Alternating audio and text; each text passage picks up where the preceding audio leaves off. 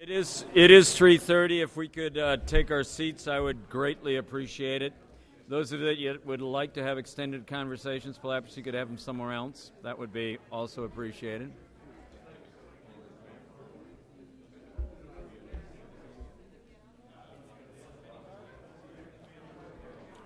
Robert Norris, would you move those people outside, please?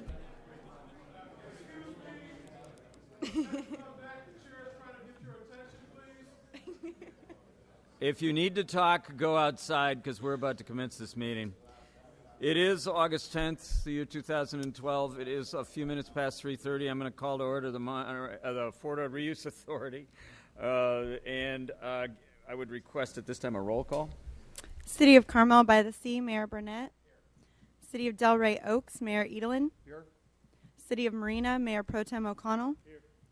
City of Marina, Councilmember Brown. City of Monterey, Councilmember Selfridge. Monterey County, Chair Potter. Here. Monterey County, Supervisor Calcagno. Monterey County, Supervisor Parker. City of Pacific Grove, Councilmember Camp. City of Salinas, Mayor Donahue. City of Sand City, Mayor Pendergrass. City of Seaside, Mayor Bachhoffner. City of Seaside, Councilmember Oglesby. 17th Congressional District, Congressman Farr. 15th State Senate District, Hans Poschman. 27th State Assembly District, Noel White. University of California, Dr. Margon. California State University, Justin Wellner. Monterey Peninsula College, Dr. Garrison. Monterey Peninsula Unified School District, Dr. Shepard. Monterey Salinas Transit, Hunter Harvath. Transportation Agency of Monterey County, Debbie Hale. United States Army, Colonel Clark. Fort Ord BRAC Office, Gail Youngblood. Marina Coast Water District, Howard Gustafson. Chair Potter, you have a quorum. Thank you. Congressman Farr, would you lead us in the pledge? Hopefully. Its allegiance to the flag of the United States of America and to the republic for which it stands, one nation, under God, indivisible, with liberty and justice for all. Thank you, Sam. Acknowledgements, announcements, and correspondence. Michael? Yes, Chair Potter, members of the board, there are items that you will find at your desk. We received today some handouts from our colleagues that are working for us at Preston Park. We also have received several letters over the last week regarding issues associated with the protection and safety for the outlying areas at the former Fort Ord, and we will put all of those on our website so that instead of a lot of paper, all the members of the board and the public will all have access to those. So we'll be sending an announcement out about all of those various letters. Also, under item A, Chair, the Annual Association of Defense Communities had a annual conference that was held from last Saturday through this past Wednesday. It had extraordinary attendance and included a number of members from this board, as well as some 650 folks from around the rest of the country. All of them are similar kind of entities like the former Fort Ord, the Fort Ord Reuse Authority, and the local jurisdictions that have to deal with the recovery from either base closures or the ongoing responsibility to support our nation's military and veterans. And that conference was a very successful one. I know all of you may have seen local press that covered Secretary of Defense's speech, which highlighted the importance of connecting communities and the military, both for active bases and for closed installations. I know, Chair, that Mayor Bachhoffner was a very active participant in the conference, as was City Manager Yount from City of Seaside, as well as Colonel Clark. Yeah, I will say I thought the conference was extremely well attended. I'm not sure whether it was the destination of the Monterey Peninsula the Secretary of Defense's attendance or all of the above. But it was good to see so many people with similar interests enjoying the area, but also sharing information. Sam, did you have any observations on the conference? I just want to thank the entire board and the community for hosting the conference here in Monterey. I chair a caucus in Congress, the Unexploded Ordnance Caucus and the caucus on base reuse. And it's, we had people from all over the United States here at this in Monterey, and I think they came because FORA and the way we have dealt with the reuse of this closed base has become a national model for closure. It's become a national model for reuse, and I think it's become a national model for services. So to come and see this, and also to see that we're doing more than just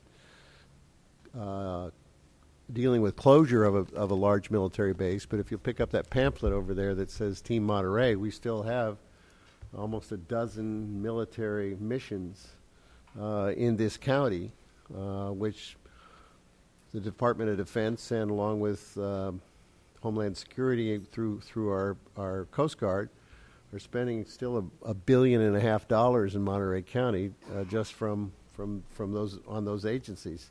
So we've been able to sustain the military presence and actually allow it to grow, and I hope that we will. Lessons learned from both the closure activity and from the entities that are here, how to sustain them, how to make this work. And I know that, I read the papers as you all do, and there are people very critical of actions taken here. But if you look at the big picture, which is I think the important picture, it's whether you're succeeding. I always state that leadership is about getting results, and I think that despite the ups and downs and pushes, in many cases I've been the minority vote and the biggest critic of things here, but I haven't abandoned the institution. And for those who want to criticize the institution, it'd be like saying, well, Congress isn't doing anything right now, let's get rid of Congress. I mean, there are some people that think that ought to be the answer, but that doesn't solve anything, as we'd sit around and try to figure out how to invent a new one. So I think that the fact that the National Conference of Defense Communities came to Monterey is a tribute to the leadership that we locally have provided in this reuse. And I'd just like to commend you, Mr. Chairman. I know you were there, and Mr. Hulamard was there, and I was very impressed with the turnout. I think it's the largest attendance they've ever had. And I think for others that were there, the Colonel, I think, led people on workshops out into the fields. I know people went down to Fort Hunter Leggett. People came out here, looked at this base. I think there were a lot of lessons learned, taught at this conference. Is very constructive. So thank you for your leadership. Well, Sam, thank you for all your leadership. You've done an incredible job representing this area and been critical in the base reuse process.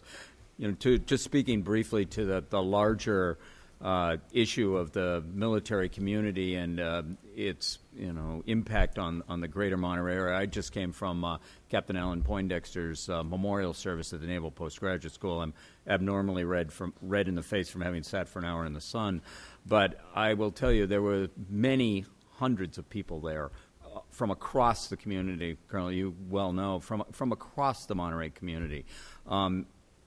So upset, so sad at this passing of a very young man, 52 years old, killed in a tragic accident, his family devastated by it, and the outpouring of genuine concern and heartfelt sympathies. I haven't seen that in a long, long time from such a diverse area, and it just speaks to how much we value the military presence in this area. So it was a sad but very appropriate and respectful event. I was proud to be there. Are there any other announcements? I will note that the executive committee decided at our last meeting that in the interest of saving money on legal counsel that was doing nothing but hanging around here, waiting for the closed session, we did fix the time for closed session. It'll be at 5 o'clock. If we get done with the day's business before 5, that would be marvelous. Otherwise, you will be forced to stay till after 5 whenever we get out of closed session. But we've been, I think, having counsel hang around. Nancy, you were very specific on this last month when we met. And so the executive committee concurred with your thoughts and said, let's be fixed on the time we're going to have closed session. So at 5, regardless of where we are on the agenda, we will be going to closed session. Unless there's any other announcements or correspondence, I'll open it up for public comment. This is an opportunity for any member of the public to comment on a forward-related matter that's not on today's agenda. There's a 3-minute limitation on that testimony. If you would state your name for the record, I would appreciate it. Congressman FORA, Chair Potter, directors. I stand here to give a word of encouragement. I want to thank, first of all, Congressman FORA and Secretary Panetta for their words of encouragement, publicly acknowledging the work that's been done here and reminding people what was at stake then and what's at stake now. I want to thank this board and give you words of encouragement as well for staying the course and committing to the job that you set yourself upon and continuing that resolve to better the plight of our communities here and create jobs and carry on with the economic re-energization of our base here. I know that people are criticizing and people are throwing rocks, but you have been doing the job that has to be done. And over time, those of us that have been here for a long time have seen all the good that has come out of the work here. There's a lot of people that have put their time and energy into this board. Over 100 elected officials, countless hours of staff time. And I also want to give kudos to your staff for enduring during this time when they are working hard and it seems like people do not appreciate what they're doing. So I just want to give you those words of encouragement so that you can know that there are people in the community who do support you, who do care what you're doing and are watching very closely, that we do stay on course with the covenant we made with our community. Thank you. Thank you, Ralph. Are there others wishing to speak today?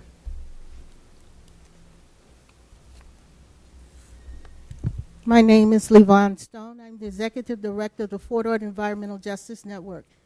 This organization was founded because the Reuse Authority and the Restoration Advisory Board was supposed to be a voice for those who were impacted in the base closures. I was glad to see that our Secretary of Defense and that board decided that there would be no new base closures in 2013 because, first of all, the base closures, you need to have a process that's inclusive of the community that is going to be impacted. People who are losing jobs, losing houses, and have no other alternative. And once you get that in place, it's not a base closure where people can come into the community, do whatever they want. I have been involved in this process from day one.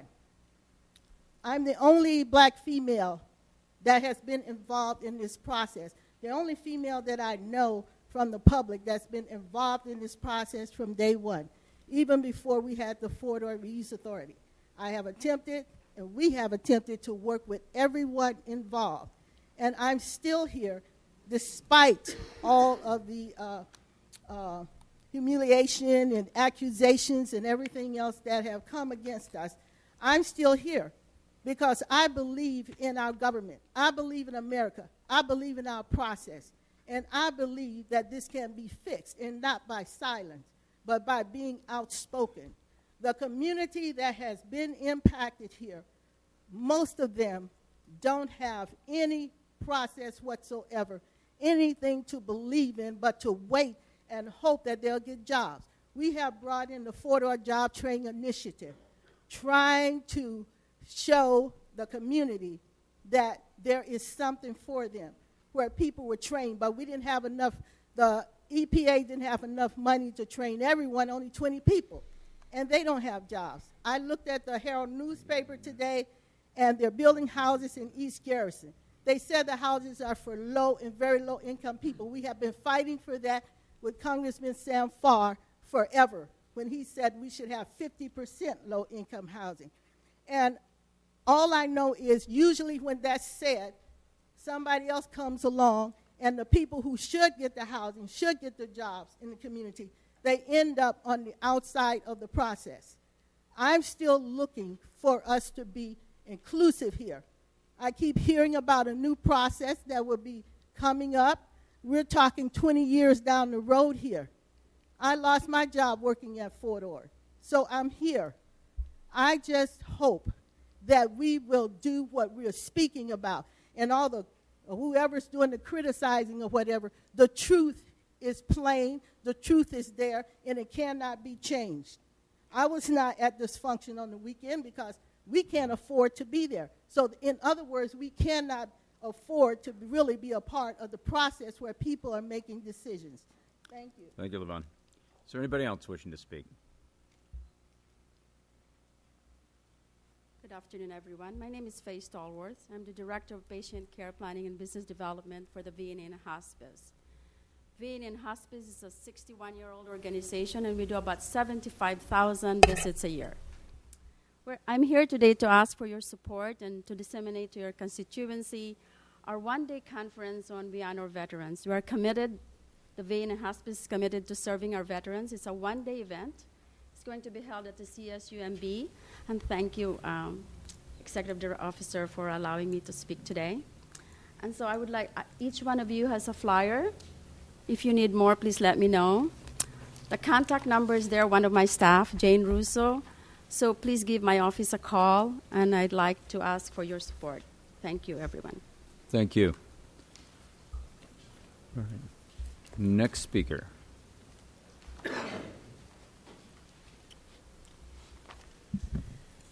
Good afternoon. My name is Eric Peterson, and I have what is just hopefully a quick question. Not long ago in the newspaper there was an article about the conference and about $255 being the allowed amount for hotel accommodations. And a friend of mine brought me this interesting chart. Fiscal year 2012 per diem rates for California, and this is from the Federal General Services Administration. And this says Monterey's $134. And there are probably a lot more than two of us who are current or former federal employees wondering about the discrepancy. And I'd like to get the answer to that if possible. Thank you. Thank you, Eric. Is there anybody else wishing to testify? My name is Ralph Villar. I'm a Korean and Vietnam veteran. I started my Army career here in Fort Ord in 1948. What I've seen since I retired in 1977, this group was very well needed. I want to thank the individuals that's done a magnificent job getting where we're at as far as the cemetery and the job new just for development in the Fort Ord area. I want to thank Sam Farr. I worked with him since he was a congressman and when he was a supervisor to get what we have here. All of you have done a terrific job, regardless of what the paper says, regardless of the comments and the criticism. I, for one, appreciate all you've done. And nothing we've done here has been in closed session. I haven't been in all the sessions, but I've yet to see a closed session here where someone says your closed session as far as not getting the public involved. The public involved only when it affects them. I don't think that's correct in most of us. Myself, a lot of things for the veteran disability, I never was affected by it, but I worked very hard for 10 years to work with disability here and getting that clinic at Fort Ord. So again, I want to thank all of you and every one of you, even the individuals that aren't veterans, that aren't public officials, that aren't working for the public, just interested students. I want to thank you all for supporting FORA. Thank you. Thank you, Ralph. Is there anybody else wishing to speak? Michael, why don't, Eric did ask a pretty straightforward question. Why don't you go ahead and address it? I'm sorry, Sam? Answers that, but a couple of Yvonne's question on the BRAC. The Secretary of Defense did propose it along with the President in his budget to start another BRAC round. Congress rejected it. It's election year. They're not going to start a new BRAC round, but I wouldn't be surprised if it isn't a constant ask of this administration or whatever administration is there. And Congress will get around to approving it one of these days, because it is the only way we have the tool in the toolbox to know how to deal with the problem that the Defense Department has with excess real estate, and with bases being closed in Europe and rearranged in Asia. Its background is going to be essential. Eric, your question on the per diem is a good one. The way the per diem is established is GSA does market basket surveys, and I've been very critical because they just put out word that they're going to do a new market basket survey, and they're going to eliminate all of the high-end hotels, all the Hyatts and Marriotts and everything. It'll be essentially a Motel 6 survey, which would be the new per diem rate for federal employees. And if that happens, I don't think we're going to have many people coming to the Monterey Peninsula. So I've asked that they follow their procedures, their plans that are in law. They have a per diem commission that they run whatever their procedure they're going to use to try to redetermine the rates through that commission, as they have in the past. And hopefully we'll be back on track and still have a rate that the Peninsula hotels will accept. Michael? It's also for the rate, per diem rate, that was quoted in the newspaper was not validated, obviously, by the newspaper. The rate has been 134, so that's the correct rate. The one that was reported in the newspaper was incorrect. Okay. I'll bring to close then the public comment session. We'll move on to the consent calendar. It has one item on it. It's the minutes from July 13th. Is there any member of the board that feels that they are inaccurate, non-reflective, grossly incompetent? Okay, I don't see anybody in the public with a concern with their accuracies. I don't see anybody. Back to the board for possible approval. Move for approval. Second. Motion and a second. This motion by Edlin, seconded by Bachhoffner. All those in favor say aye. Aye. Opposed? All right, moving on to new business. First item is 6A, which is an appointment to the Finance Committee. The staff report says that I'm supposed to announce who that is, so Nick Chulos has been drafted and has accordingly volunteered to be that representative. So he brings with him good fiscal knowledge and capabilities. So unless there's any objections, is there anybody in the public with a concern about this? We need a motion then to approve that appointment. I'd so move. Second. We have a motion and a second. Any other discussion? Jane? Does this representative to the Finance Committee need to be a sitting board member? It can be an alternate. Great. Thank you. Okay. All those in favor say aye. Aye. Opposed? Okay, then we have ex officio representation on the FORA Exec Committee. This is an item that's been much discussed over the course of time. I want to thank everybody for their participation.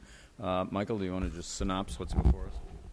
Yeah, the recommendation is that the board would allow an amendment to Chapter 2, Article 2.0320 of the FORA Master Resolution that would allow for an ex officio member of the board to be a representative on the executive committee. This item was originally discussed as a component of the extension of FORA, and a number of entities have suggested that the state look at making some adjustments to the board. Assemblymember Monning said it is inappropriate to do that and to try to make those kinds of decisions at this time, but suggested that if there were some issues that were still surfaced about increasing, in particular, the educational entities' representation and on the executive committee, that he would support that. Members of the educational community, particularly California State University, Monterey Bay, asked for this. I think the mayor of two of the cities also suggested additional representation of some sort for educational entities was appropriate. That was discussed at two different occasions by the executive committee and then voted on at the last meeting, and you have the recommendation of the executive committee before you. Questions or comments by board members? Yes. Felix. I feel it warrants mentioning that I was the one person that voted against this at exec, and the reason that was done wasn't given in the staff report, so I'll mention it here. I'm not sure how this in any way serves the executive committee's business transaction.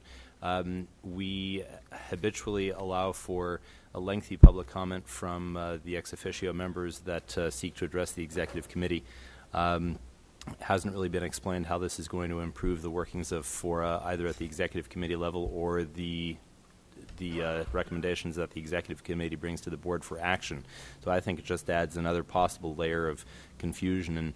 And the main issue, I think, would be that the chair of the executive committee could theoretically quash comment after about 3 minutes, but that's just not done as a matter of practicality. In terms of them being able to make motions, whoever that ends up being, they can bring it to any member of the executive committee, and we'd be happy to bring it up for discussion if they're not available, and perhaps make a motion if we see fit. So I think this adds an extra layer of complexity that's not necessary at the time. So just go ahead, Jane. I was going to respond to that as the chair of the executive committee, but Thank you, Mr. Chair. And you can see if there's anything left to say when I get done. But I just wanted to say that I was really glad to see this come forward. I think one of the, I might even be open to considering a voting membership for CSUMB on this board itself, but that's not before us. I think what is, for me, really important about this is that when FORA was first formed, CSUMB was a gleam in our eye. And now CSUMB exists and is it's not a jurisdiction, but it's essentially an entity with that kind of impact and role to play. So I'm really pleased that they will have a little bit more standing, at least on the executive committee. and I would just comment that as the person who has been accused many times of running dictatorial meetings, that I'm not a fan of rambling dialogue and discourse back and forth with the public, and I think a seat at the table is better than a seat against the wall, which is what basically the university and other representatives have been relegated to. And to be able to participate in the policy discussion and then actually make a motion is significantly different than just being able to opine for 3 or whatever minutes until whatever dictator's in charge cuts you off. So I am supportive of this, and I do think that the other institutions have weighed in and said, we think that this, as long as we have input as to what that representation is, we're going to be supportive of it. I think makes a difference. So, Congressman Farr? Thank you, Mr. Chairman. I discussed with Bill Monning when he introduced the legislation if we could broaden the legislation to give the authority to the FORA board to expand or to change seats on the board, because I think that that the reuse has matured. There are folks that ought to be involved in the daily decision process, particularly CSUMB. And there may be some communities that are interested don't want to be on the FORA board anymore to give you that authority. We discussed it at length, and his caution, political caution, was that since they just eliminated redevelopment agencies in California, and this was going to be the first bill to come up to suggest an exception to that elimination, that we really had to use the cautionary approach and not really change the language. So I think that if CSUMB is satisfied with being in the ex officio, I think inclusionary politics is always a better politic. And I'm not on that. I'm an ex officio member, but I'm not a member, and I don't want to be. But you don't want to go to the executive committee meetings. I'm telling you, Sam. But I think if I could vote on this motion, I'd support it. All right. Is there any other comment? All right. Doug and then Howard. Okay. Thank you, Mr. Chair. I very much support the comments that have been made here and hearken back to the comment that Congressman Farr opened up the session with about enhancing the institution. Attachment B to your item was a note from me to Mr. Hulamard about encouraging the consideration of this, of including an ex officio representative on the executive committee. And I made the comment that I thought it would be beneficial for FORA's overall effectiveness So I'm happy to answer Mayor Bachhoffner's question. Why? And I note his own letter focused on the three-legged stool of educational, environmental, and economic benefits. Especially the higher education institutions that are represented here as ex officio have contributed really substantially to the progress that's been made to date in reuse of Fort Ord. And I really support Chair Potter's comments about the importance of being able to participate in the policy discussion. It's one thing to sit here and have the opportunity, as I do right now, to make comments to you and perhaps influence your thinking. It's quite another for a representative from the ex officios to be involved in the determination of what is in fact brought forth. The other thing I wanted to share with you is that there actually is a different perspective that's associated, at least for the higher education institutions, that I think is very important. And that is that none of us are driven by jurisdictional thinking. We are all regional in our perspective. And so everything that we're examining forces the examination of mutual interests with all bodies. That sometimes is not the vein of thinking that I see here at FORA. And I think that it would be a beneficial addition to the executive committee in the development of policy recommendations, and that's why I support this recommendation. Thank you, Doug. Before I take it out to the public, any other comments? Howard, I'm sorry.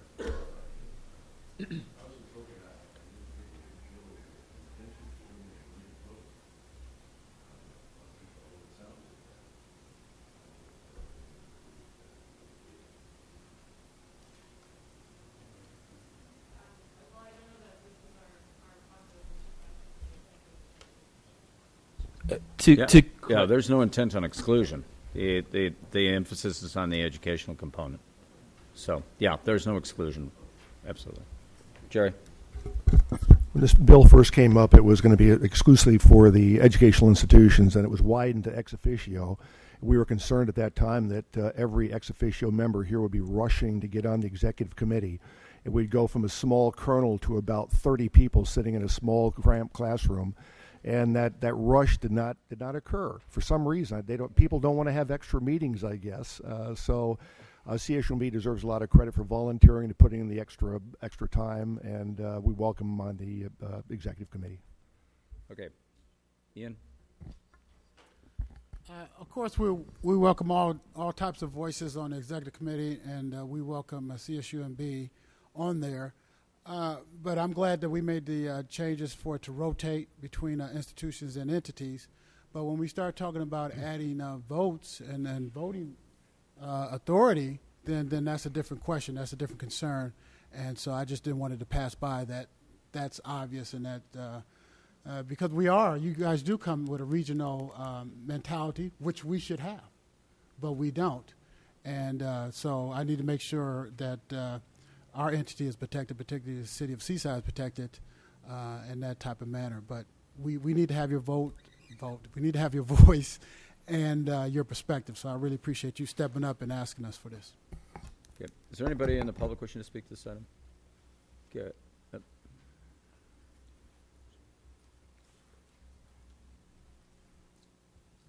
Yvonne Stone. At the time that CSUMB came along, it was supposed to be a place for our community so that the children here could have somewhere to go after high school locally. And the people who lost jobs at Fort Ord would be hired by the university. That did not happen. We had a handful of people who had to keep very quiet because they felt if they spoke too loudly, they wouldn't have a job. And that's usually what happens around here. If you open your mouth, if you got a job, you won't have one. So, and we're talking about the university being represented here. I'm talking about us being represented here. And especially since I've been standing up here for so long, talking and just talking. And so to be able to make decisions or be involved in the process is a must, and it needs to be changed. And I'm so glad to see this document from the Seaside Mirror that says the original base reuse plan was formulated in the wake of the Fort Ord closure and involved a massive public participation process. The goal chosen at that time was to create a three-legged stool of educational, environmental, and economic benefits. And these goals are equally valid today, and they are, because this has not been done. We're not looking at health impacts. We're not looking at anything that might be uncomfortable. We only want to look at the comfortable things that are comfortable to people who don't have to worry about the other things that we have to worry about. And we need to change that. And we keep talking about change. Let's change it. Let's be inclusive. Thank you. Thank you, Ms. Stone. Is there anybody else wishing to speak? Can I bring it back to the board for possible action? Could board I, members? could I make one more comment just briefly, since my letter's been quoted here a number of times? Wow. So, a couple quick concepts here. First of all, it's been mentioned by at least 3 members of the board and ex officios here that a possible long-term goal is to change the voting makeup here. And Ian referred to it and said that's a very different question. One of the reasons I'm against this is that I believe that this is the proverbial camel's nose under the tent. And if we allow this, we will be discussing the change in the makeup of the voting of the Fort Ord Reuse Authority Board. That's a concern that I have exactly because of this three-legged stool issue. If we talk about including just one possible vote, in this case we're talking about CSUMB being at the executive committee table and having the ability to do motions and so forth, that could have a material impact, and their focus could be more towards the educational side of things. I'm not saying that CSUMB doesn't have interest in environment and in economic benefits, but predominantly their focus is on education. So now we're going to have an unbalanced approach. The land use jurisdictions have to, by nature, consider all of these issues, and CSUMB is already represented by 3 entities. They're represented, and on the executive committee, by the City of Seaside, by the City of Marina, and by the County of Monterey, which is where their distribution of properties reside.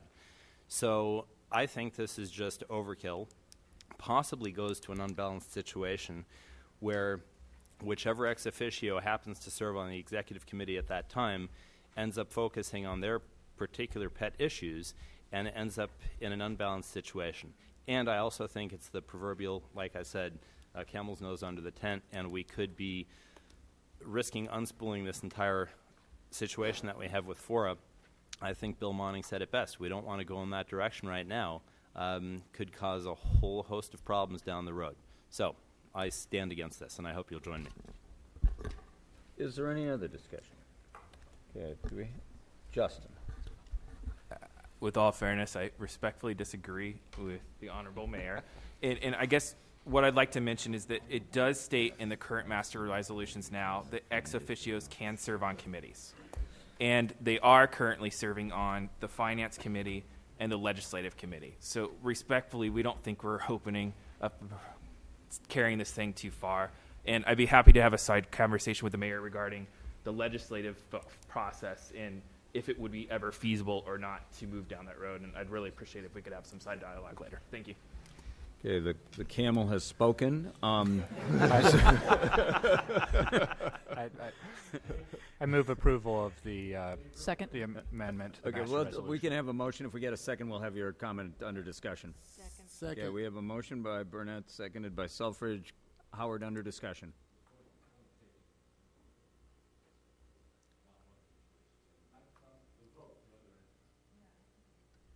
Point taken by the mayor of Seaside on not wanting to extend the vote to other entities. Thank you. We have a motion and a second. All those in favor of the motion say aye. Aye. Those opposed? No. We will be bringing this back next month. Okay. And the hearing on the item is closed, obviously. Okay, let's move on then to old business. Jonathan, are you going to tee this up and then we'll segue to EMC, or Steve? All right, this is the reassessment process.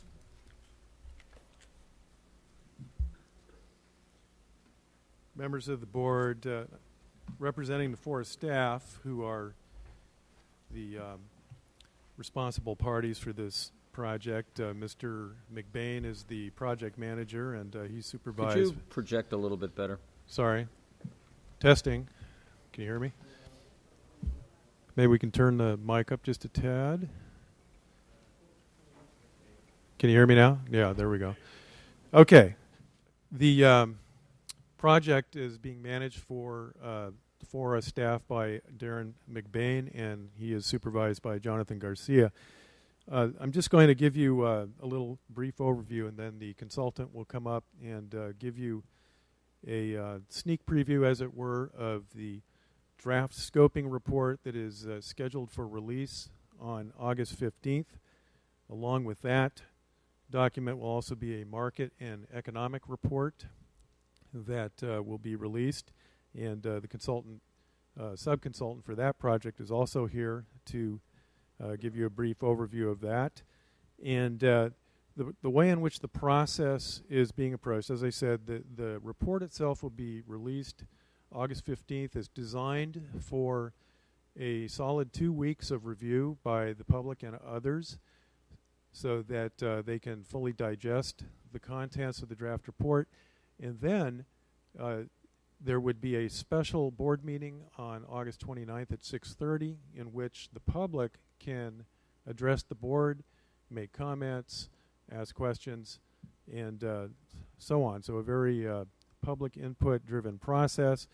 Then after that, the board and public and everyone else can contemplate what was heard at the special meeting, and then the board would come back to its regular September board meeting on the 14th to accept the report or issue any other kinds of directives that it wishes. So that's the process, and with that, Mr. Groves, I believe, will come up and present a PowerPoint and give you an overview of the report that is due for release. Thanks, Steve. Michael?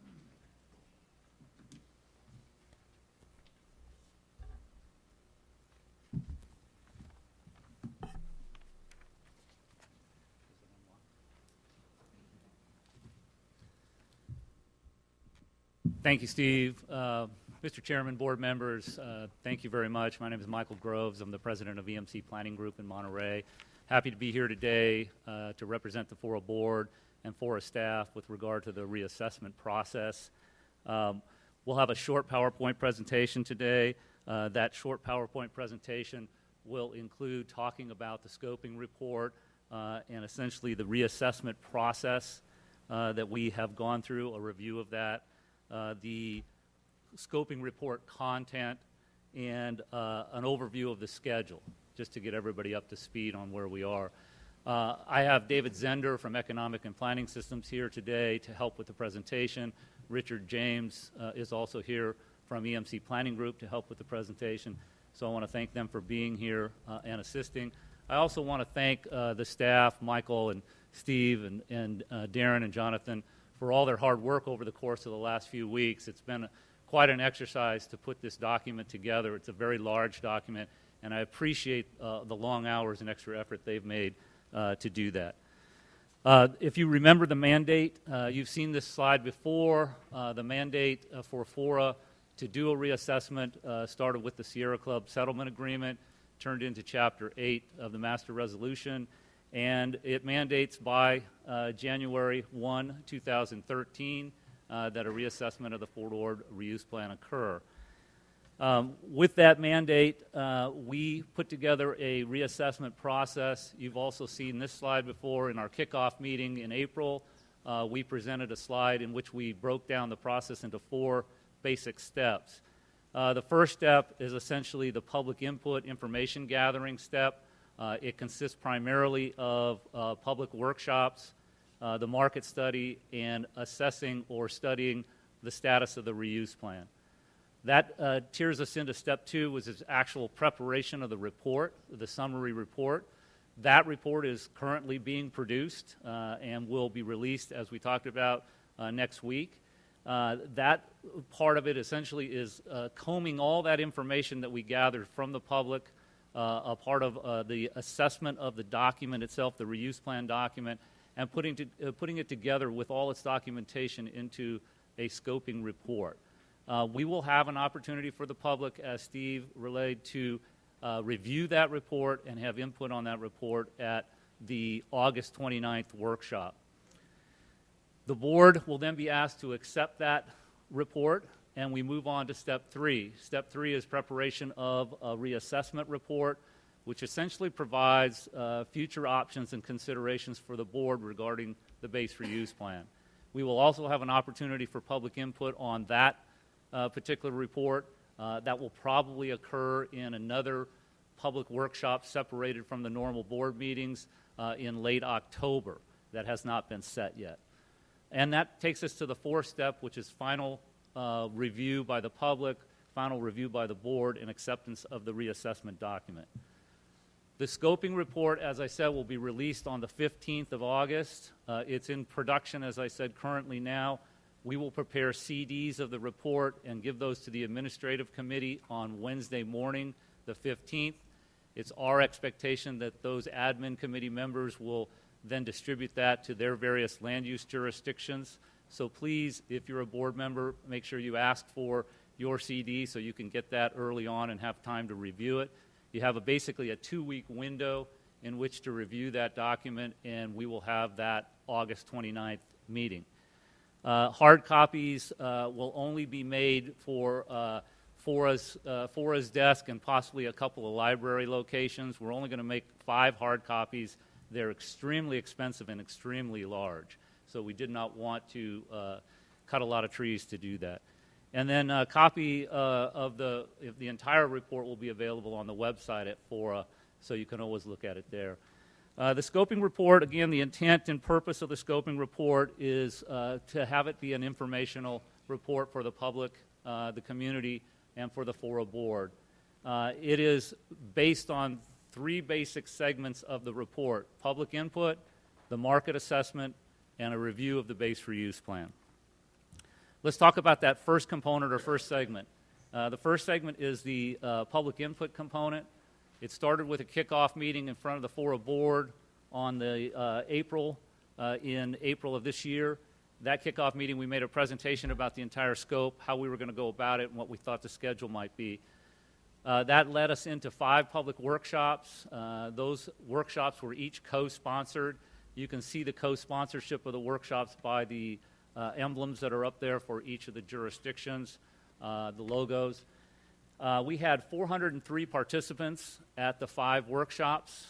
We had 335 emails, letters, and comments or comment forms submitted from those workshops. And we also had essentially flip charts.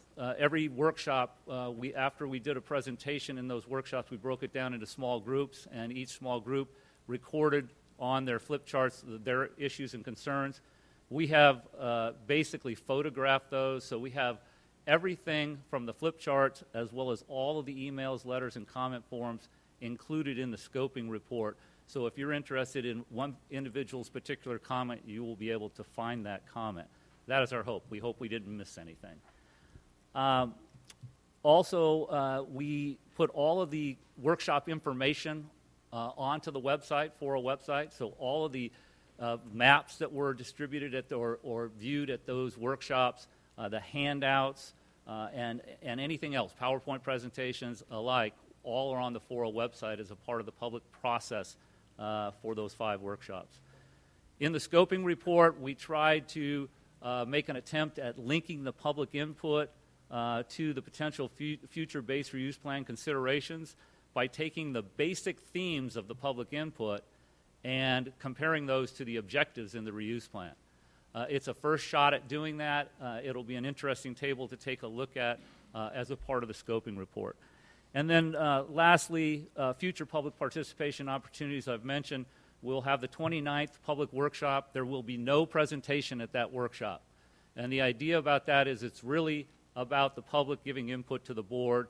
You'll have a chance for a couple weeks to review the report and provide your input to the board without waiting an hour for public presentation. So there will be no presentation there. Then you'll have the September 14th board meeting in which we'll be asking the board to look at that scoping report and accept the scoping report so we can move on to the reassessment component of the process. The October board meeting, this item will be on the agenda again. It'll probably be in the October board meeting, a presentation about what's happening with the reassessment document. And then we'll have a separate public workshop that the public can provide input on the reassessment document. And that will occur, like I said, hopefully in late October. That has not been vetted with the board and has not been even requested of the board at this point, so I'm going to put that out on the table as something that we would like to see the board do, just so that the public has an opportunity to comment outside of the normal board hearing. And then November and December will be board meetings in which we will ask the board to accept the reassessment document. The next leg or next component of the scoping report is the market and economic analysis, and I'd like to invite David Zender from Economic and Planning Systems to help me with that part of the presentation. Thank you, David.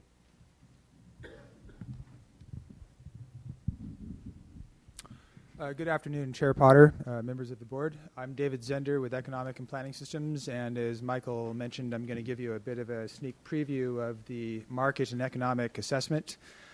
We've been working over the past 3 months on this and done a fairly concerted effort here to really examine the regional trends, which are the context for Fort Ord, and then to think about the dynamics within the region, thinking about the 3 counties, thinking about the peninsula versus the Salinas Valley, for example, and really thinking carefully about the different opportunities and challenges that we have in front of us today. As you can see, the headline here is the BRP should be considered a long-term plan.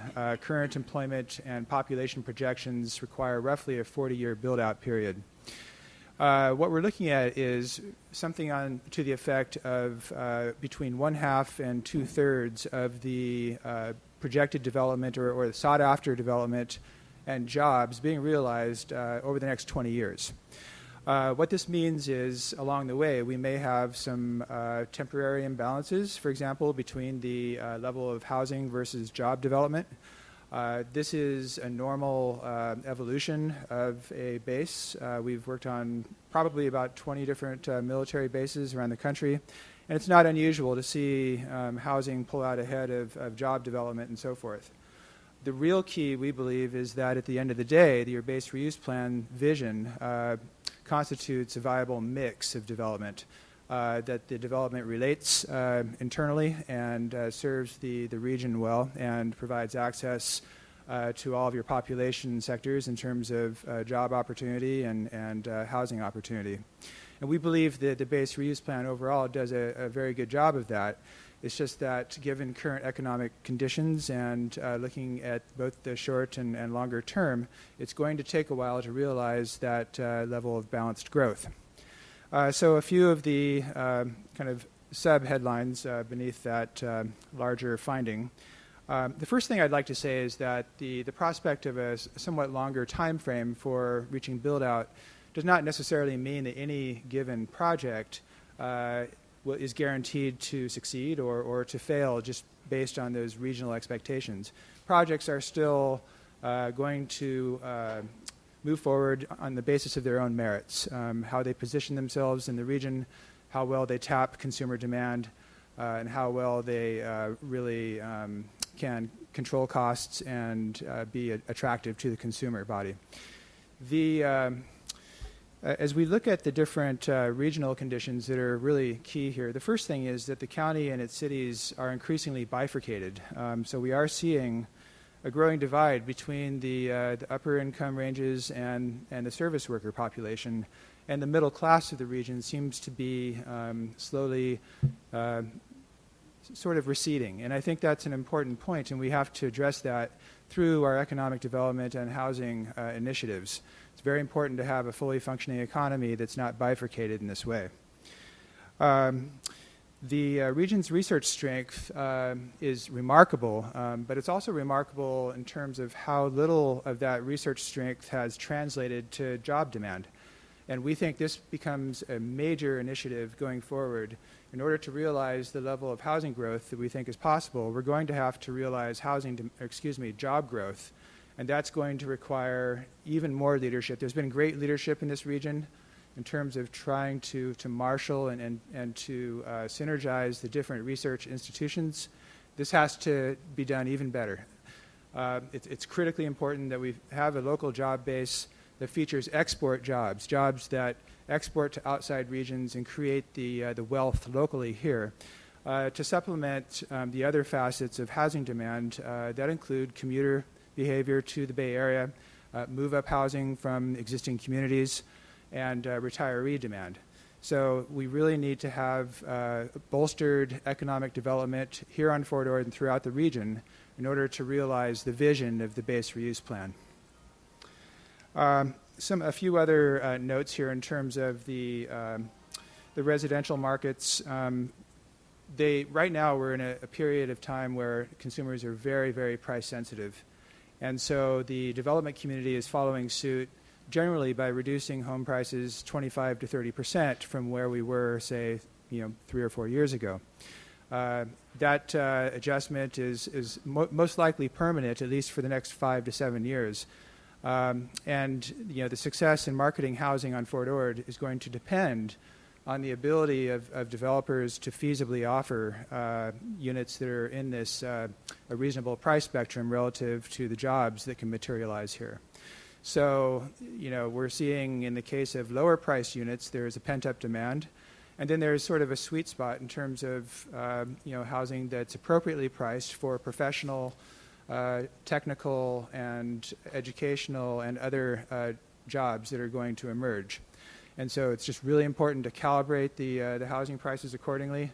And I think as FORA board and jurisdictions, it's important to make sure that the public policy support is there to ensure that these homes can be delivered in a fashion that meets the economic development profile that I discussed. So in terms of Fort Ord prospects and opportunities, we believe that one of the really big opportunities that we need to pay attention to is the National Monument. This really provides an ability to differentiate Fort Ord in a way that hasn't been done thus far, to provide amenity value and recreational value, and just really provide another source of tourism expenditure in this region. And this is something that's really critical in terms of thinking through very thoroughly and having a viable master plan. The connections from other parts of the region are vital. And it's just very, very important to think this through and make sure a business plan is put together that really maximizes the effect of the National Monument. A couple other notes. I mentioned the export industries. Again, it's really important to think about how we land a full spectrum of jobs. And the UC Best Center, of course, is a very viable and very important component. I think we have to go beyond the Best Center to also offer business park properties that maybe serve different user types, perhaps companies that wouldn't be necessarily appropriate for UC Best. So we need to think about that. Now, I know that in Marina Dunes, for example, we do have about a 20-acre business park that's exactly what we need to complement MBest. And we may need to look for other opportunities on the base, and that's something that I expect we'll be looking at going forward.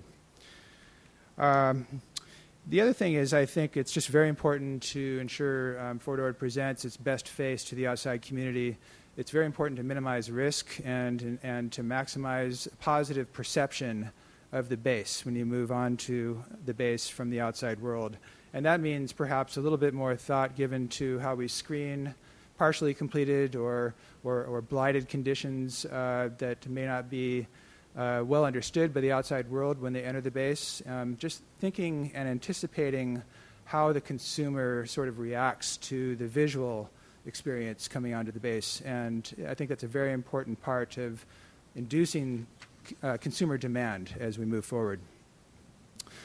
So with that, there's a number of options for policy response that we discuss in the report that go far beyond the topics that I've discussed today. But I think a couple things are, being creative in terms of development funding and assertive. We need to think about how we help provide gap financing to development moving forward with the loss of redevelopment. Steinberg has a very interesting bill that's in discussion right now. There are a number of other ideas around infrastructure financing districts. So I think it's imperative that the jurisdictions review all of these options and really think quickly about how we sort of mitigate the loss of redevelopment and continue to help good projects move forward that are perhaps financially challenged. So with that, I'll close my comments out, and I hope you enjoy reading the market report, and turn it back to Michael. Thank you, David. And board members, the next component of the scoping report is the base reuse plan review, and I'm going to have Richard James speak to that component. Hello. There are 5 chapters in the scoping report that you'll receive. The first chapter is background on base reuse planning. It goes over kind of the key parts of the Master Resolution, the Authority Act, reviews FORA's responsibilities and roles, and compares those to the jurisdictional roles. The second chapter is the public participation piece, which Michael earlier mentioned. Third chapter would be the market report executive summary, summary of David's report. And then the fifth chapter, I'm skipping 4 for now, is documentation. The fourth chapter is what I'm going to focus on. One of the first tasks we tackled with this project was to look at all of the elements of the reuse plan. There are 6 elements: land use, circulation, recreation and open space, conservation, noise, and safety. And each of those has a goal, and then under each goal there are numerous objectives and then policies and programs. And so we put into a matrix, we thought it would be an efficient way to present it, a matrix of every one of those goals, objectives, policies, and programs. And I have to forewarn you, it came out to about 170 pages in a matrix. So it's lengthy. We went through every single one and discussed the actions that have taken place. And there's an example of that table. So you can see that it has the objective listed in one column, the responsible entity, and for most of these that's the county, marina, and seaside. And then what's happened to date in the notes column, and an assessment as to whether the program is complete, incomplete, or ongoing in many cases. We did a very similar table for the mitigation measures out of the final EIR. And also there's a section on consistency with regional plans, and also discussion of local plan consistency. That's a mandate of the Authority Act. We reviewed for regional plans the air quality management plan, for example, the regional transportation plan, other regional plans that are for which the reuse plan is mandated consistency. We also looked at actions affecting the base reuse plan. These are completed actions that the board or other entities have taken over the years. We looked at FORA consistency determinations, have an entire section on how FORA consistency review is conducted by staff. The board has looked at approximately 50 consistency determinations in 15 years. We focused on those that affect land use. As you are probably well aware, if you look at the forward reuse plan land use concept and look at, say, the marina or seaside general plan, those maps don't match exactly. And that's because when the consistency determination was made, when the jurisdictions created their maps, they didn't exactly match the land use concept. But those general plans were found to be consistent because the overall intensity of development, even though it may have been moved from place to place within the jurisdiction's territory, were found to be consistent. So we have generated out of that a map that shows those differences, and that'll be in the scoping report. So you can actually see all the places where there is a difference between the land use concept and the jurisdiction's land use maps. We also looked at land swaps. There are 2 significant ones. One, of course, is the East Garrison Parker Flat swap that had to do with the habitat management plan. That was not reflected in the base reuse plan as far as the land use concept map. And there is also a land swap involving City of Seaside, the U.S. Army, and state parks. Number of transportation realignments have occurred. The board approved a change to the intermodal corridor. There are some other minor transportation changes. For example, the circulation diagram shows General Jim Moore Boulevard coming up to Light Fighter, swinging and feeding into Second, and it doesn't appear that that's the built alignment on that. So we've looked at all those different changes.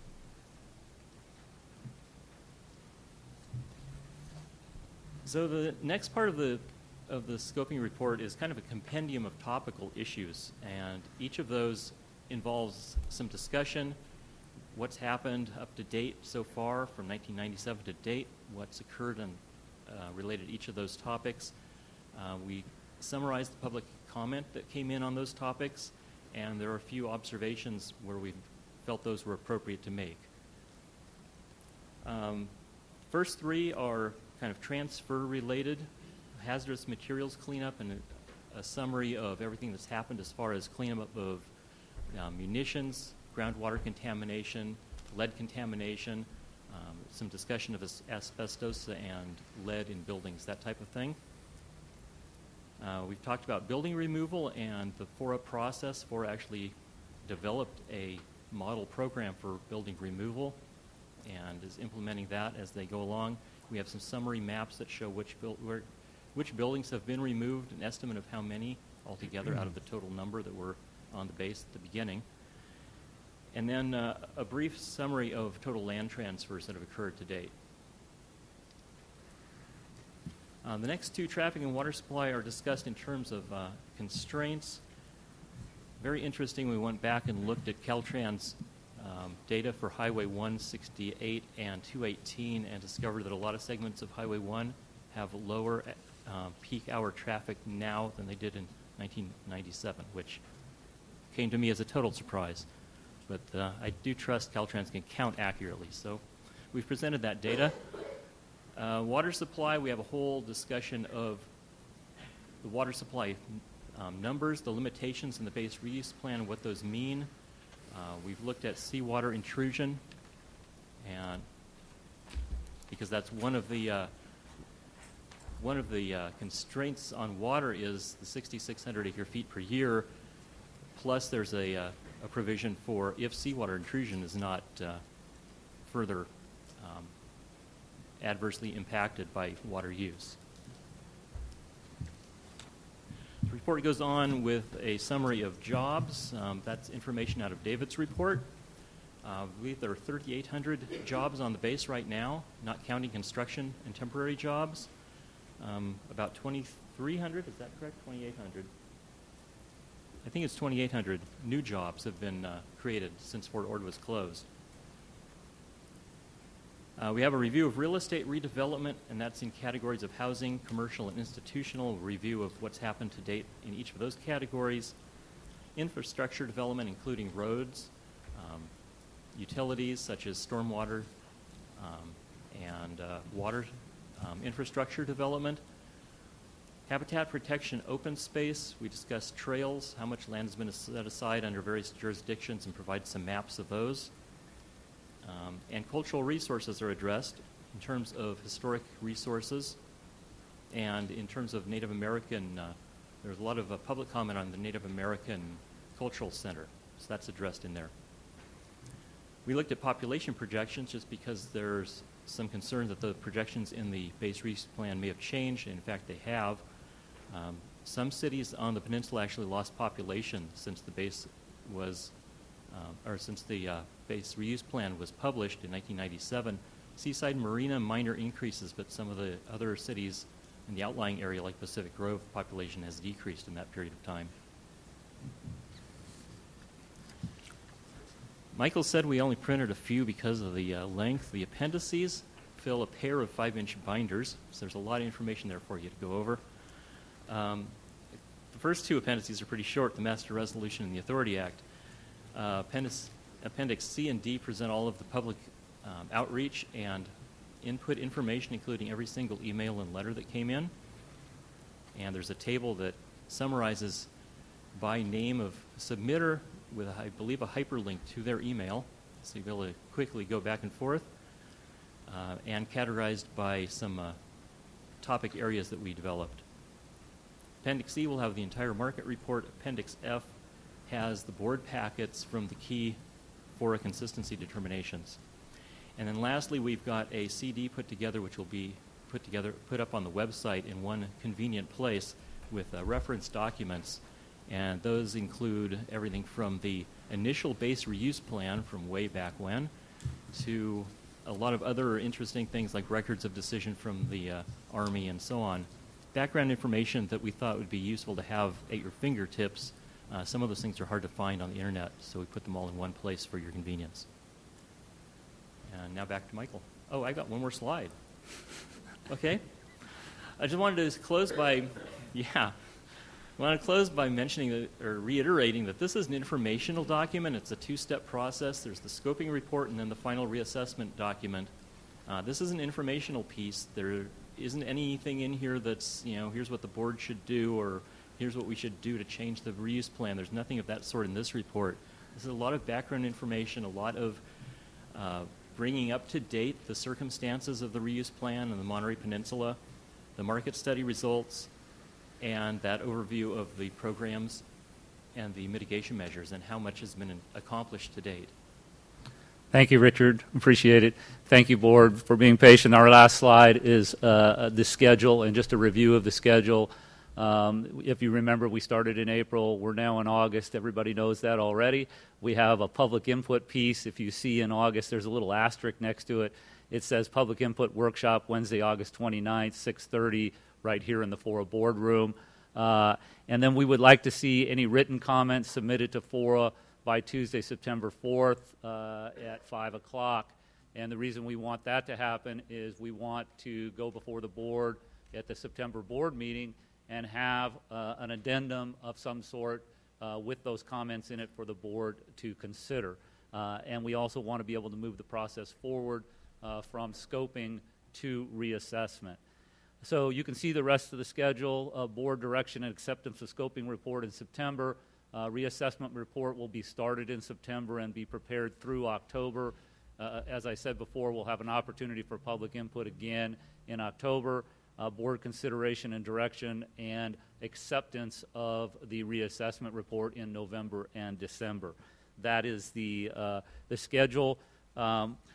Our team, myself, Richard, and David are available for any questions of the board members on the presentation. The public input component of it will occur on the 29th when the report is released so people can actually speak to the report. So we're not expecting public input on the report because it's not released yet, but we are available for any questions from the board that you might have on the presentation. Thank you, Michael. Excellent report. Congressman Farr.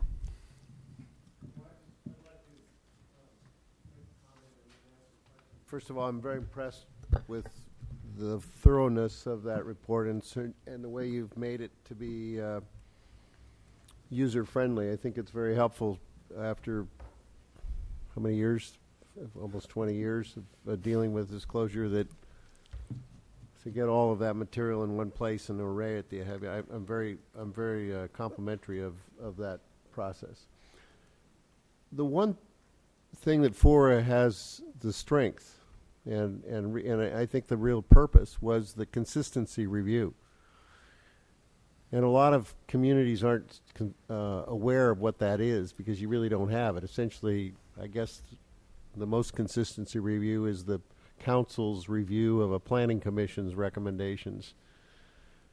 But it is your power stick because it is what you as a community board in creating your master plan and creating criteria can measure whether the underlying jurisdictions as they bring things forward, whether those are consistent with the FORA goals and policy. And so the question I have is because on your presentation about consistency with other plans, and you mentioned the Air Board and Water Board and others in that, but we also had a great deal of debate and work done on aesthetics. I mean, I tell people, I think we always talk about the stool of economic development around here being education, agriculture, what's the third? Tourism. But the stool that those three legs support is scenery. It's beauty. It's the aesthetics. It's what we all appreciate and everybody who comes to this area appreciates. And I always say that that's the one thing the government can either sustain and enhance, or we can screw it all up.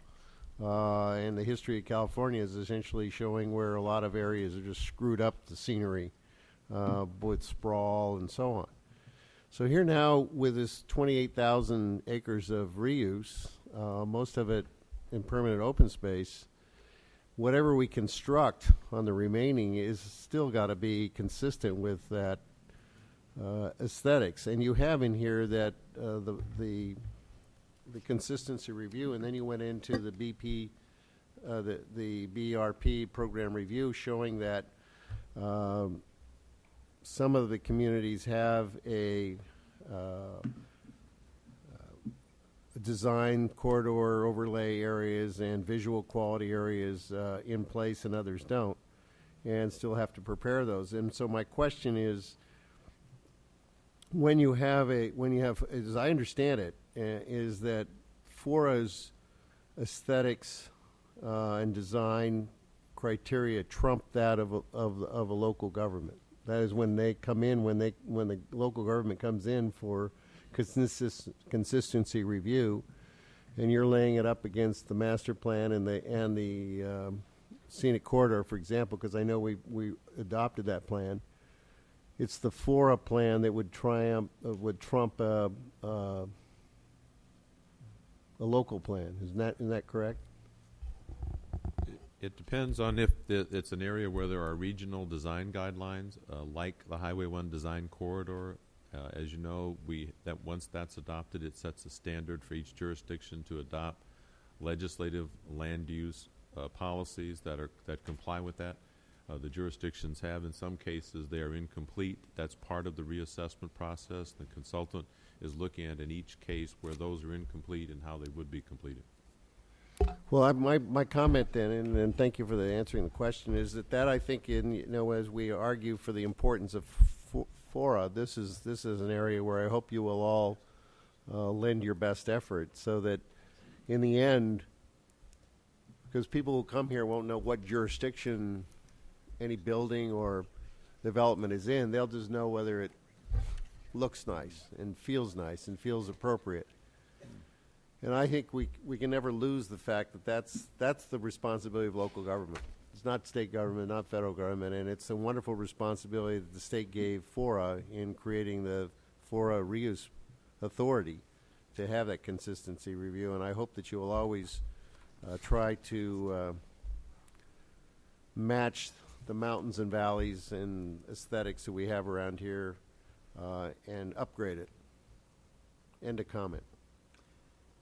Thank you, Sam. Other directors' comments before I open it up to the public? Jane? I have a question about the water piece, whether that is going to sort of show, kind of put all in one place, how much water each jurisdiction gets and where they've allocated it to which developments?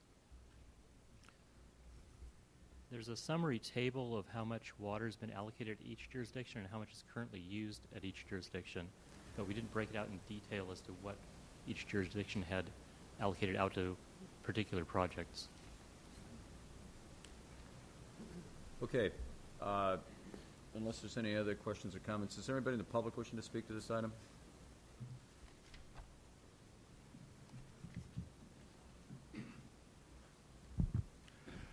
Good afternoon. My name is Eric Peterson, and this time I'm representing Monterey County Green Party. And I have a comment and a couple questions. The comment is 5 hard copies aren't going to cut it. We have a lot of people who are going to want to see this. Not everybody has computers. That's just unfair to the public. The first question has to do with the 40-year build-out comment. And I went to 5 workshops, and I don't remember hearing that. And I'm just wondering if I missed that or if that's something new or what. And the other question, as background to this, as most people know, I used to be a federal employee. And the agency I worked for was really good at giving conflict of interest training to the people who were considered contracting officers. So I got it 27 times. And it was done very well and all that. And when I got up this morning and turned on KRXA radio, which I hope you all listened to, and heard about a Herald article about a lawsuit about conflict of interest, the first thought that sprang to mind was I was puzzled in a way because I was surprised that nobody else had done it earlier, based on 27 times of conflict of interest training. And I'm wondering, the question is, what effect is this likely to have on this whole process? Thank you. Thank you, Eric. Anybody else wishing to speak?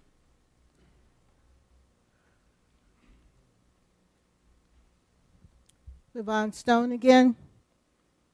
what I'm asked when people visit our communities is, how come there's so many homeless people and programs for mentally impaired and all that, and what is really happening here? And I also have people asking me if there are black people who live here. Oh, for real. If you don't believe it, it's happening. And this even happened at an airport when I had mentioned where I was from. And they also asked me if there are poor people here. And how come there are so many poor people here? So I'm trying to find out, in addition to everything else, I didn't hear anything about that in the report.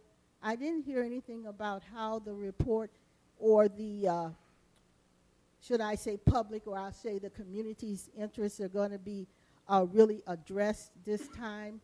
And I think that's, it really needs to be done. We really need to do that. Thank you. Thank you, Lamont. Next speaker. Ron Cheshire.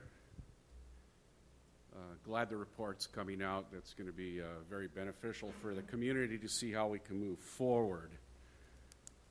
I'll remind you that we've been in this process for 20 years, and I found it not very surprising to hear that the economic fabric of our community is being stretched like a piece of taffy, with those with a lot of money on one side and those with not much on the other, with the middle class dwindling.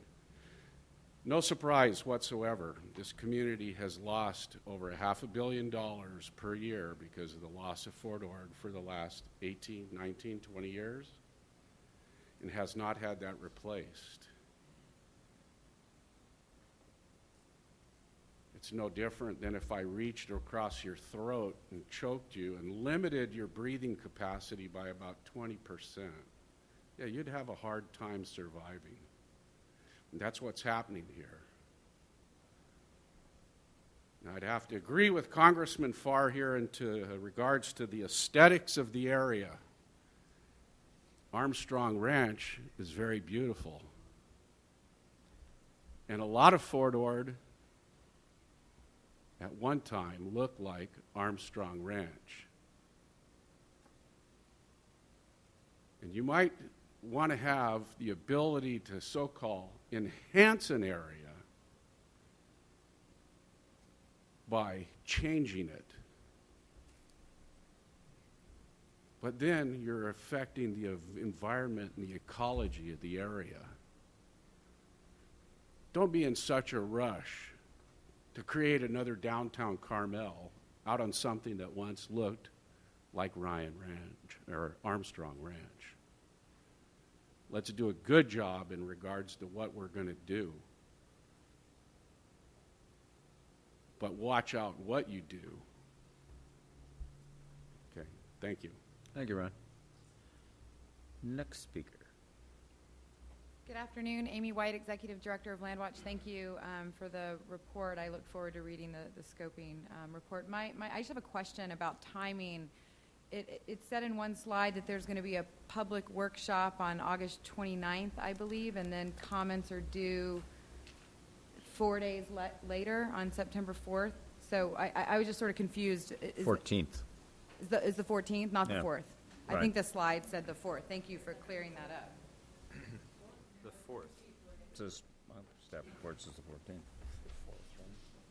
Ralph Rubio, a very good presentation. I'm looking forward to reading the report as well. We all know that these issues polarize communities, and this board is one place where the polarization disappears, where we have good discussion. Please keep that going. It's important that cool minds prevail in this situation. And as I'll say it again, you know, the base reuse plan didn't fail. The economy failed four or five times in the last 12 years. So it's made it very difficult to accomplish many of the things that we wanted to accomplish. But stay the course and continue with the reassessment. And I may disagree a little bit with Ron in that we may want to create some really nice public corridors for folks to enjoy. And it doesn't all have to look like Armstrong Ranch, and it all doesn't have to look like Whispering Oaks.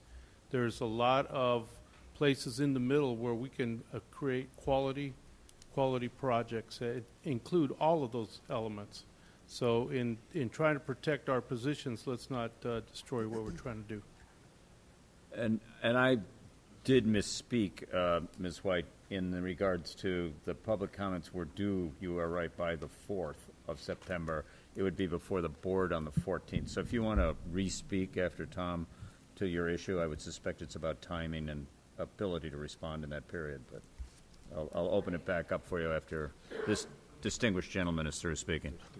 Tom Moore, Marina resident. 3 weeks.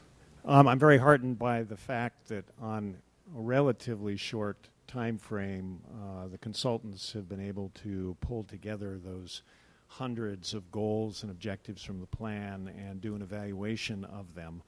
I would certainly urge going forward that the reassessment process not be the first time we do that comprehensively across all those goals and objectives at the FORA board level, and that is a process that you will commit to in the future doing at least on an annual basis. You don't want to lose the bubble on where we're trying to go with this plan, and monitoring those objectives, granted there are a lot of them to look at, is going to be important for you to understand how progress is occurring and how progress is not occurring, and how you might need to adjust the plan in the future to deal with economic realities. It does appear as though some of our dreams from 14, 15 years ago were a bit too big to achieve, given all the things that have transpired along the way. I would certainly urge the underlying land use jurisdictions and the board to look at issues like aesthetics, like the new national monument, and begin to think about what changes we might have to make to the existing plan, now 14 years old, to create something that isn't Carmel, isn't Pacific Grove, isn't Monterey, but is something unique, different, attractive, and successful for all of us. So I hope you'll get to that over the next several years. Thank you. Thank you. Hi, Amy White again with Landwatch. I am concerned if the date for the public to really get a sense of what the scoping report says is on August 29th, and then comments are due on September 4th, and I would hope that the FORA board members are also concerned with that quick turnaround. Not all members of the public will have time to read such a large document and may rely on that public outreach meeting to sort of understand and learn what the report says. It was mentioned multiple times, the sheer vastness of this report, and I just really urge you, board members, to give the public a little bit more time after that workshop to create well thought out comments and submit them. That time frame is not even a week, and I imagine not all members of the public have paid staff like Landwatch to read those 500 pages and create comments. Again, some people will just go to that meeting to really get an understanding of what it says, and I don't think 5 days is enough for those members of the public to turn around and provide meaningful comments. Thank you. Thank you. Well, I thought I wasn't going to say anything. Could we get your name for the record, too? Reverend H.H. Lusk of the Ministerial Alliance in the city of Seaside and the Monterey Peninsula. First of all, I want to say to this board, you're doing a great job, and we're very happy for what you're doing. I don't mind what you do out here be as beautiful as Monterey or Seaside or any part of this peninsula, but I'm concerned about jobs. I think we need jobs on this peninsula. When Fort Ord closed some years ago, Seaside was hurt, and we were hurt bad. I've been on this peninsula more than 50 years, and I've seen things happen. And, you know, I even think that I'm going to write a letter to this board and ask for a seat for the Ministerial Alliance and LULAC and the other black organizations. A lot of organizations not sitting here. I sit here and I see all of these organizations here. Nobody represents me. city of Seaside. The man don't represent me. He represents himself. He don't represent me. And so, but I'm saying that I think this board is doing a good job. And I think that CSUMB ought to be a part of this board if they decide to be. I think that there are some things, some changes ought to be made. And I want to say that, you know, we talk about 40 years. I hope it won't be 40 years before we can get some jobs. Our young folks are going to jail. Things are happening. The crime rate has increased. There is no jobs. We need jobs on this peninsula. Now, I want you all, I hope you all will just do what you're doing and continue. You may be going fast. You're not going fast enough for me because our folks have been out of jobs for so long. So move, and let's get something done. Is there anybody else wishing to speak?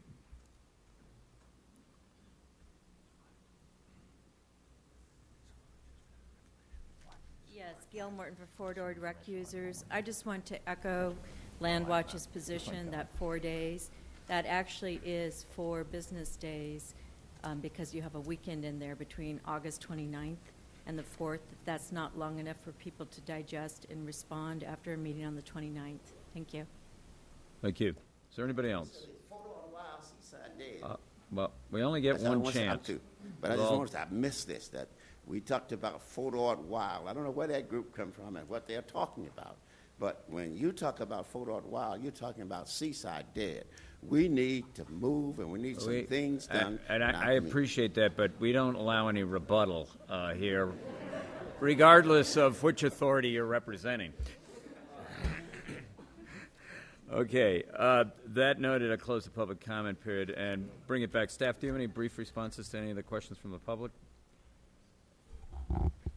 I think the principal concern had to do with the schedule. I think there were a number that I wrote down, but just with respect to the schedule, I wanted understood that what we are tempted to do in working with the consultants is to provide today as the first opportunity for all of the public to understand everything that was in this scoping report.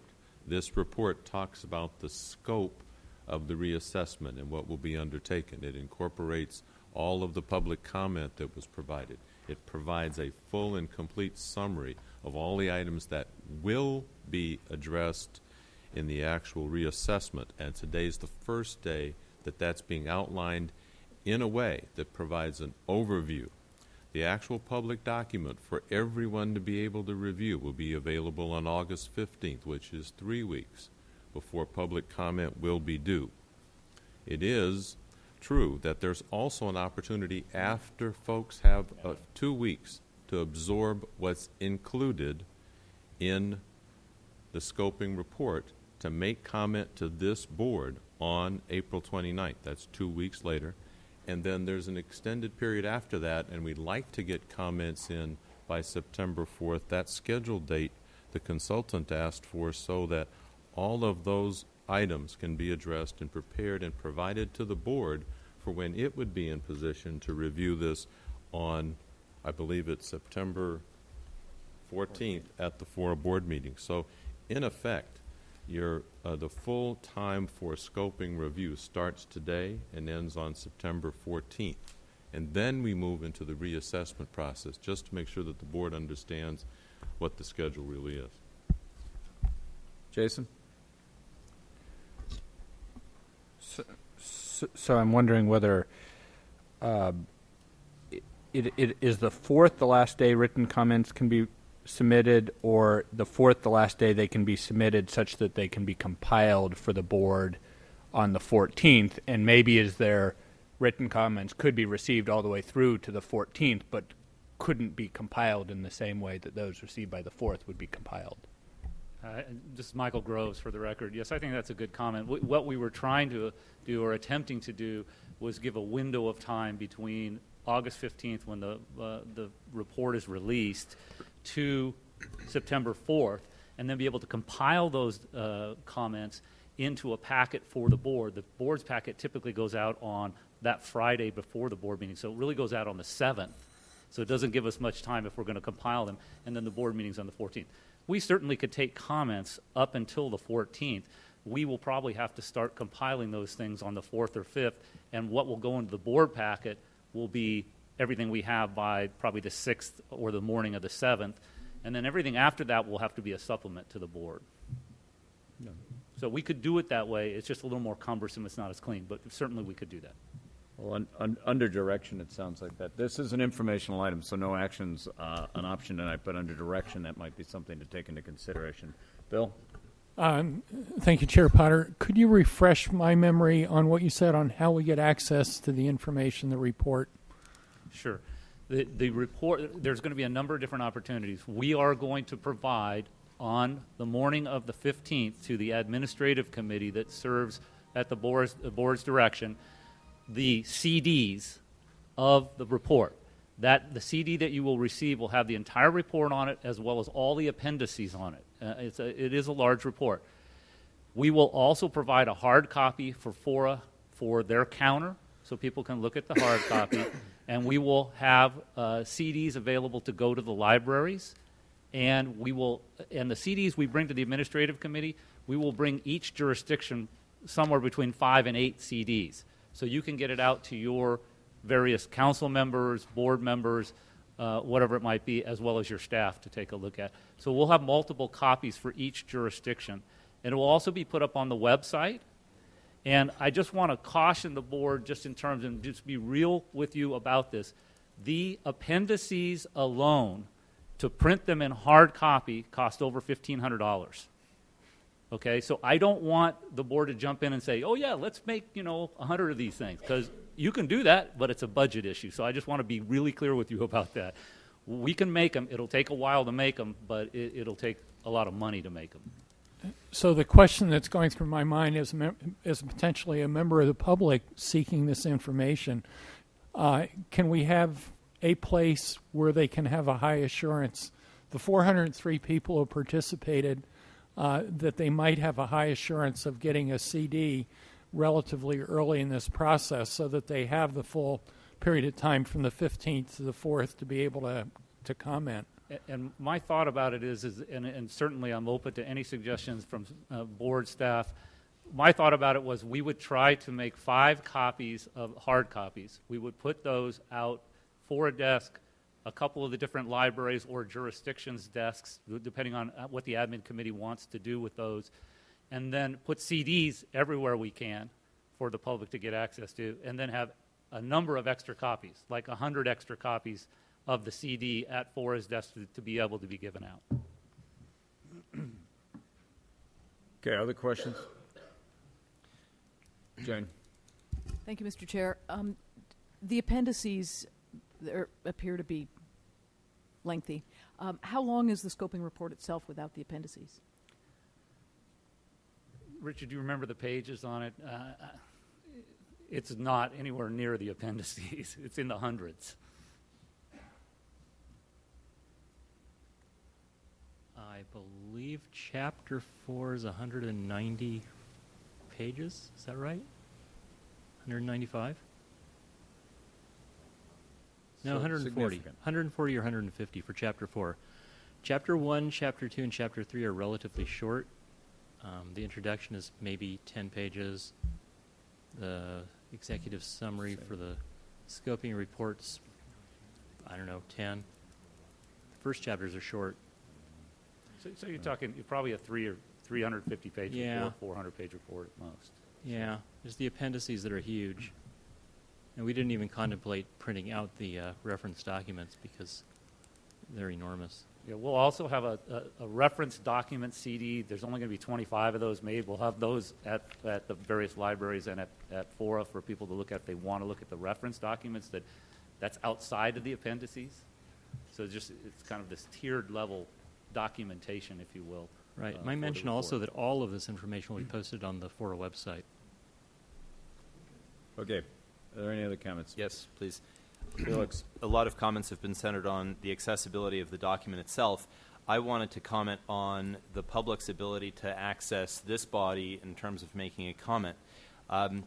Certain individuals may not feel comfortable writing a letter, and certain individuals may not be able to attend the meeting of August 29th. So I just wanted to put out there that you have at your discretion the opportunity to address this issue under general public comment in the city of Seaside at the August 16th meeting, which would give you one day to digest this voluminous document. or also on September 6th. And you have my my guarantee that we'll make sure to forward those comments to the Fort Ord Reuse Authority board so that it can be incorporated if you cannot make it to our meeting. I would assume the other member jurisdictions would be happy to provide some similar service at their public meetings. Okay. Unless there's any further discussion, then we can deem this report received without exception. It is 5 o'clock. In fact, it's past 5. We do have our council present, and the meter is running for his billable hours. I would suggest, I've been told we can get this done in about 20 minutes, that we do go to closed session in the outside conference room and return as quickly as possible to conduct the other 2 items that are before us. These are lengthy items, and I suspect there'll be much discussion, and it would incur a cost to FORA of, I would bet, a few extra $100 if we don't go to closed session. So, the Selfridge amendment here. We're going next door to the FORA conference room.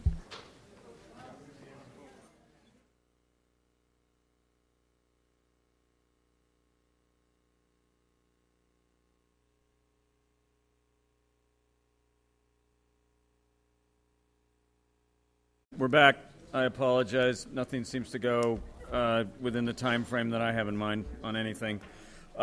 We were in closed session, and I neglected to ask if anybody wanted to make any statements about the closed session items. Is there anybody that was concerned with those issues? Okay, see no. Did you want to speak, or? Okay, well, we're going to report out, so we'll have a report out now. Okay. In closed session, the FORA board discussed each of the matters on the agenda scheduled for closed session. On one of them, the FORA board instructed the staff to proceed with an enforcement program to maintain security of the ESCA property. Okay, and in the interest of agenda management, if there's anybody that was going to be here for the Preston Park issue, I'm going to recommend that item be continued till the September meeting. If there was a motion to that effect, I'd appreciate it. So moved. We have a motion by Adeline, seconded by Donahue, to continue that item. Is there any discussion on the continuance? Okay, seeing no one, all those in favor of the motion say aye. Aye. Opposed, that item is continued. This brings us into the informational item regarding the Marina Coast Water District wastewater rates, fees, and charges. Stephen. Board members, in the interest of time, I just want to walk through very quickly kind of the status of this item. As you know, at the last board meeting, the board voted to not approve the requested rate, fee, and charge adjustment for the Marina Coast Water District. And it just occurs to us that there are certain implications to that we'd like to give the board an opportunity to hear and also give any sense of the board back to staff. The basic issue is that the board has not been able to express a preference regarding budget line items, and that would not be able to be accomplished without an actual affirmative action of the board at some point, presumably coming back to this board at a future meeting. The current budget will actually remain in effect because of the facilities agreement includes a provision that allows for that, and we've included that in the staff report. There are also related provisions that we can keep you apprised of as we go along. The 5-year rate study that was performed previously is about to expire, so this was the 5th year, so we're going into a period where there will be another follow-on 5-year rate study, and that will give us an opportunity to accomplish a number of the actions that we had recommended to you previously that we might be able to just take care of through the normal course of business as we move through the fiscal year. But as I said, any budget revisions that the board had some concern about, there was a lot of conversation about removing the 2% set aside for the compensation study and removing certain specific expenditures relative to the regional desal project, even certain language that the board had expressed an interest in possibly applying, and of course none of that was included in a successful motion. So that is currently in abeyance and would rely upon the MCWD to just do it voluntarily. Regarding the annexation, the MCWD did indicate voluntarily that they will come back to this board and give a detailed report about that process. What I can tell you is that, in essence, they are currently in a pre-LAFCO process where LAFCO required them to do a municipal services review, which is setting the stage to a future annexation that is presumably a 6-month to 1-year type process. But they can come back and report to you regarding that. There was a lot of conversation about the so-called $20 million voluntary FORA contribution to the water augmentation program. And the kicker there is that what that does is it buys down hookup fees in a way that keeps it from being applied to the rate base, so that they end up getting a really huge hit. And so we were in a position to assist in that area. But from a staff standpoint, we would like to tie that to beginning to discuss with MCWD their plan for proceeding with their contractually obligated water augmentation project, a project that is distinct from the regional desal project. And then finally, the things that FORA has control over are items that we can just internally refer to the Water Wastewater Oversight Committee, including a review of the 5-year project, the 5-year rate study that will commence at some time during this fiscal year, and an attempt to smooth out the capital improvement budget in such a way that projects are planned and implemented to best meet development needs and protect the ratepayers. So we can do that, and there was also a request to consider some kind of public participation process for the WWOC meetings, and so we can add that to their work plan. So that's just a little update on what the results of the action last month, or actually 2 weeks ago, were, and we will try to deal with most of this internally and without an actual formal board motion, unless the board chooses to pick this item up at a future meeting. Okay. Ian? 2 quick comments. What is staff interpretation of public participation with the wastewater committee? We actually left it open-ended, so we're not recommending anything at this time, but the thought process was to sit down with either WWOC or with our administrative committee or any other body that this board sees fit to discuss what an appropriate process might be. The meetings are open meetings. They are already public meetings. They are noticed. They are Brown Act meetings. So it's not that they're not open already, but if there's some enhancement to that kind of process, then we're amenable to suggestion. And was Marina Coast intending to comment?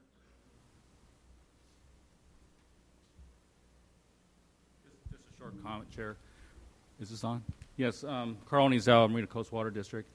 As the FORA board knows, Marina Coast Water District is a public entity, and this fiscal year it's currently operating without a approved budget, and as you know, that can hamper our service to the member agencies and have some unintended results. For example, there is an item next Tuesday that can't be approved. It's for Monterey Peninsula Unified School District. It's approval of the water conservation education budget. We can't fund that because our budget's not approved. There are this and that, and I'm sure you know as well as I do that we can't go forward with new programs or expanded programs in Samora community. We'd ask the board at the next meeting to revisit the budget and please approve it. Thank you. Thank you, Carl. Board members, Justin, are you? Yeah, can I ask a question? Certainly. I guess I'm just really confused in just like a clarification, because under what says here that what is really Monterey Coast Water District operating under now? Because according to the language that's in this report here, it kind of indicates that basically it's under a continuing resolution, that it needs to operate under the existing plan. Yet Monterey Coast Water District just told us, or at least I'm interpreting, and if I'm interpreting wrong, please clarify for me, that they don't have a budget approved and they can't move forward with stuff. So I'm just trying to understand, can they indeed move forward, as FORA is saying, based on this language, or can they not? I think that would be helpful for the board to understand. Just to answer the question from our standpoint, we can move forward on those things that we have control over. So the items I mentioned regarding WWOC and any of that kind of those kind of actions, we can continue to operate in from our standpoint. MCWD is a sovereign agency, so they have a facilities maintenance agreement with us that says that there is the equivalent of a continuing resolution built into the contract. So they're going to be able to continue operating. But what I think Carl is saying, I won't speak for him, is that there are certain items that are not in the current budget, new things that come up that they won't be able to do specifically unless they, adjust their current budget, I guess, in some manner to compensate for that. So there could be some issues, which is why I suggest that at some point during the year, whether it's in September or at some other point, they're probably going to come back and make another request. This is not just sort of for smaller line items, but the capital budget itself, under their study, is requesting a 5% increase in order to cover their debt financing for their capital budget. So it's very likely that they would feel compelled to come back to this board at some point for another discussion of that issue, but it's not for me to make that call. You can speak for yourself. Thank you. As a clarification, staff is correct. We're operating under last year's budget, so we can operate. But without a budget, and a budget, as you know, is a detailed financial plan for expenditures, at some point we're going to run out. And anything new, as the education program that I mentioned is expanded from last year, our hands are tied. We can't. And if there's a problem out there, with something, then that we could also be hampered with that too. So it doesn't allow us the flexibility with any new programs or any planned programs to go forward. And that is the status of where we are. We're providing water and sewer service today, and obviously we'll continue, and we'll make sure that people, public health and safety is continued. But as a public agency, you well know that we would have issues without an approved budget. Thank you. Okay, I'll open up to the public. Is there anybody in the public wishing to speak to this item?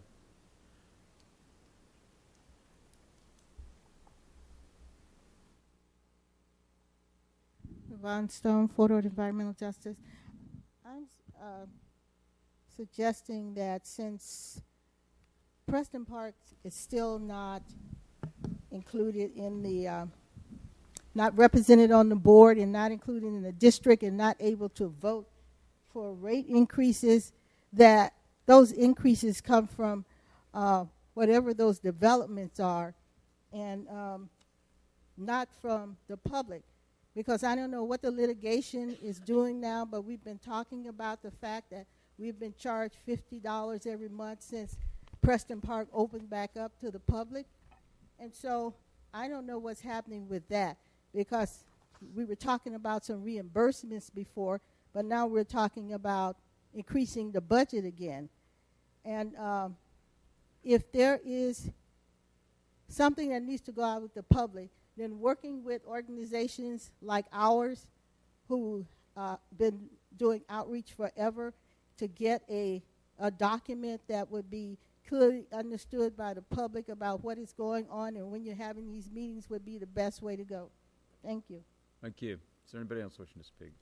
Okay, bring it back to the board. I think what staff's looking for is, for those that were objecting last time, what is the issue that needs to be rectified as far as those areas are concerned? Justin, you are one of the more vehement opposers.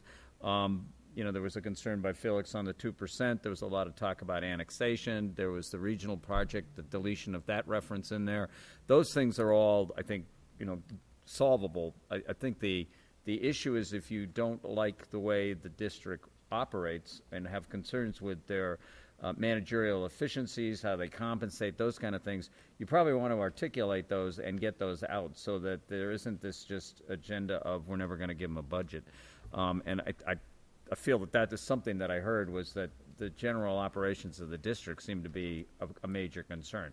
And Justin, I don't know if I'm putting words in your mouth or misrepresenting you, but what is the university's concern with the budget as proposed? Sure, and it's been articulated at the Water Waste Oversight Committee, but it's generally had to do with our concern about the ratepayers and the burden of paying for capital improvement projects, not particularly related to those ratepayers. And so that's what was raised initially, and that's the university-specific concern. And how would you like to bring that to resolution? Well, we'd be happy to sit down with folks and boards and try to discuss what those projects are that we think make sense for the rate users versus those that might be longer term in scope, and trying to figure out how those would be relevant to those existing rate users. We realize it's a balance, and we realize that this is probably a conversation as well for the larger base reuse plan, and we respect that process. But that's what the university-specific concern is that the burden on the rate users. And right now, we're very conscious about the dollar amounts, and we apologize, but like many other folks, we're in a severe fiscal state right now, and just wanted to raise that issue. And is the WWOC the vehicle that will get you to a better understanding of those capital costs? We tried. I think that would be an appropriate process to start that conversation again, and to try to go back based on that dialogue and what at least we interpreted based on the feedback from the board of saying in one area that there was concerns about the capital improvement projects, and maybe working on that sort of budget process with the wastewater or water waste oversight committee if the board feels comfortable And with to that. Marina Coast, is there an opportunity for this dialogue, Carl? I'm just trying to get this. WWOC in detail, the capital projects are talked about in advance. I have to say that as a body, the district complies with the request from member jurisdictions and the FORA board in its projects. So these things don't go without approval. They don't go without discussion. They go forward, and the relationship is you tell us what to do, and we do it, and we expect to be reimbursed. And that's the, with all due respect, that's the relationship. So if the FORA board says we don't want you to do this project, then the district doesn't do this project. And you were told to go put pipes in General Jim Moore, and yes, and we did it. Expected to get compensated. Yes, that's a good example. Thank you. Go ahead. All right. Is there any other discussion? It's an informational item. Bill? It is informational, I gather, so we can't take action even if we Correct. wanted to. But two things strike me: is we are remiss in our duties if we can't find a way to get to a budget, and number two, there are too many horses on this jockey. We've got to. I keep asking, why in the heck are we having this discussion here?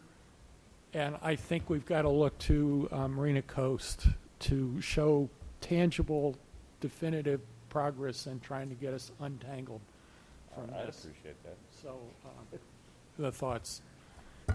Okay. Is there any other discussion? Okay. We'll deem that report received and then move on to the capital improvement program and the phase 2 study and the formulaic approach to developer fee assessments. Stephen? Okay, we're going to do a brief PowerPoint. I'm sure everybody's very excited about that. Okay, moving right to the slides. The FORA board took a brief look at this at its previous board meeting, and a number of questions came up that the board members wanted us to go and research and to then discuss with the administrative committee. So they sent the item back for a 30 to 60 day review. I think we're still roughly in the 30-day period, but we did indeed take a look at each of the items that were raised and have included answers to those questions in the packet, but I'm going to just pull out some of the salient features here. and then we can have some discussion. And we're also very open to discussion regarding any kind of alterations that folks might want to do as we go along.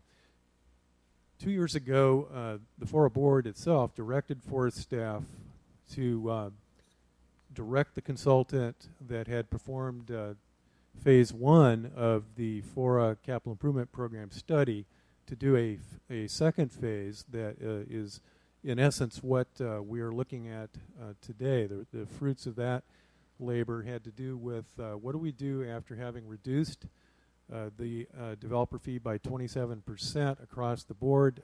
Would there be any other opportunities to lower at some point in the future, or did we lower too much? In essence, to take a look on a regular basis at what the right sizing of the fee should be. And that particular work is the follow-on from the previous 27% reduction. So moving on to the next slide.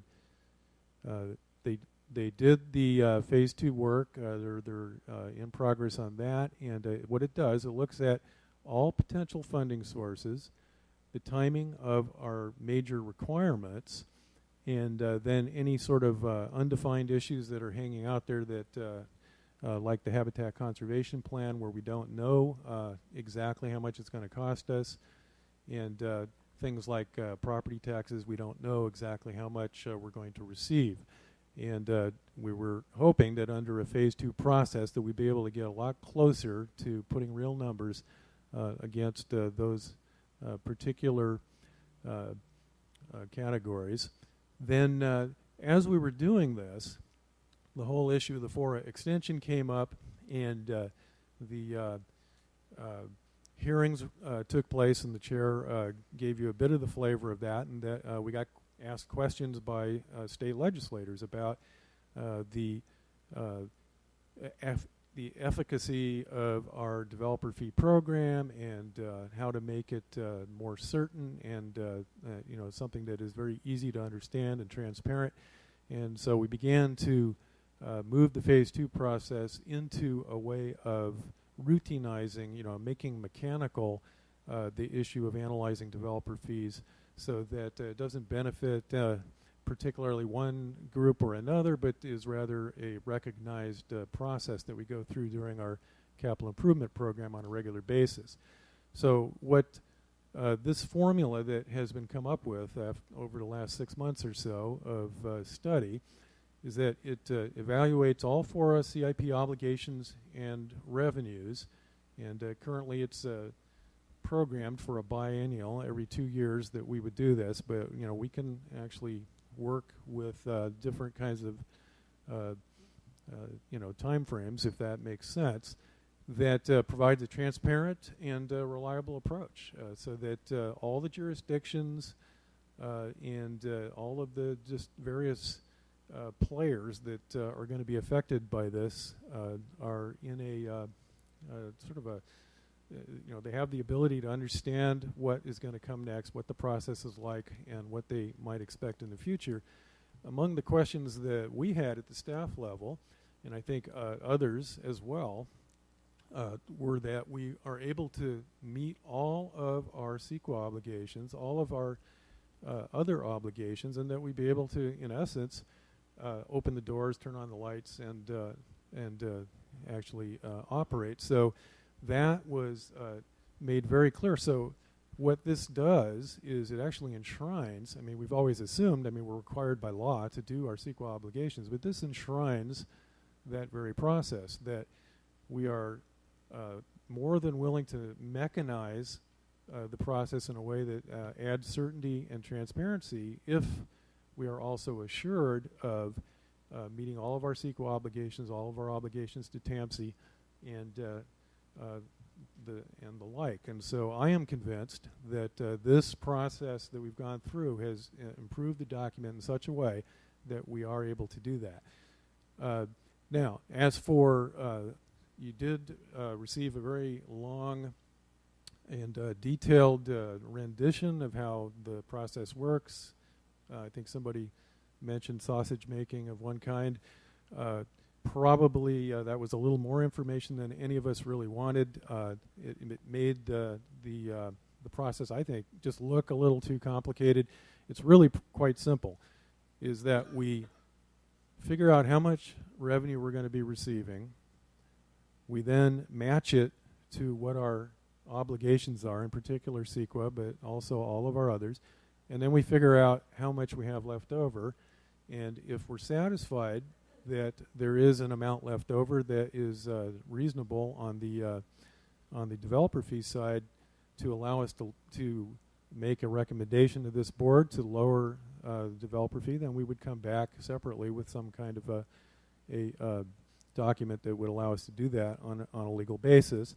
And then on the other side of the ledger, that's the developer fee side, the CFD side. On the other side of the ledger, you have the land sale revenues and any property tax revenues that we might receive.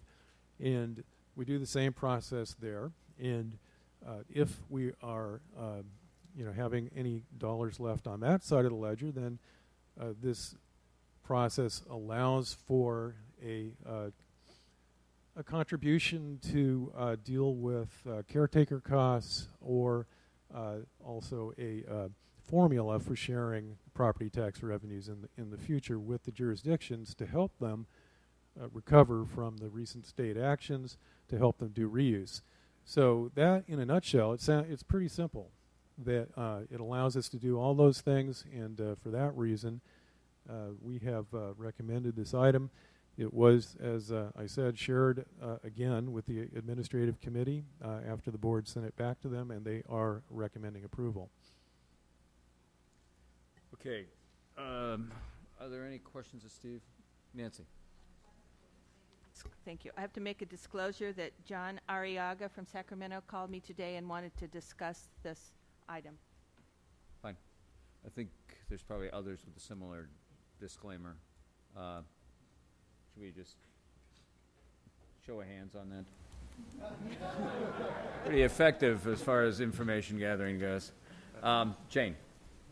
Thank you. I do have a question. You mentioned in the slideshow that there had been funds identified for caretaker costs, and as I read the staff memo, it looked as if, let's see, what it talked about was in attachment F, if FORA's land use jurisdictions can demonstrate caretaker costs during the first year of implementation, they can each receive up to $132,000 as long as funding is available from FORA.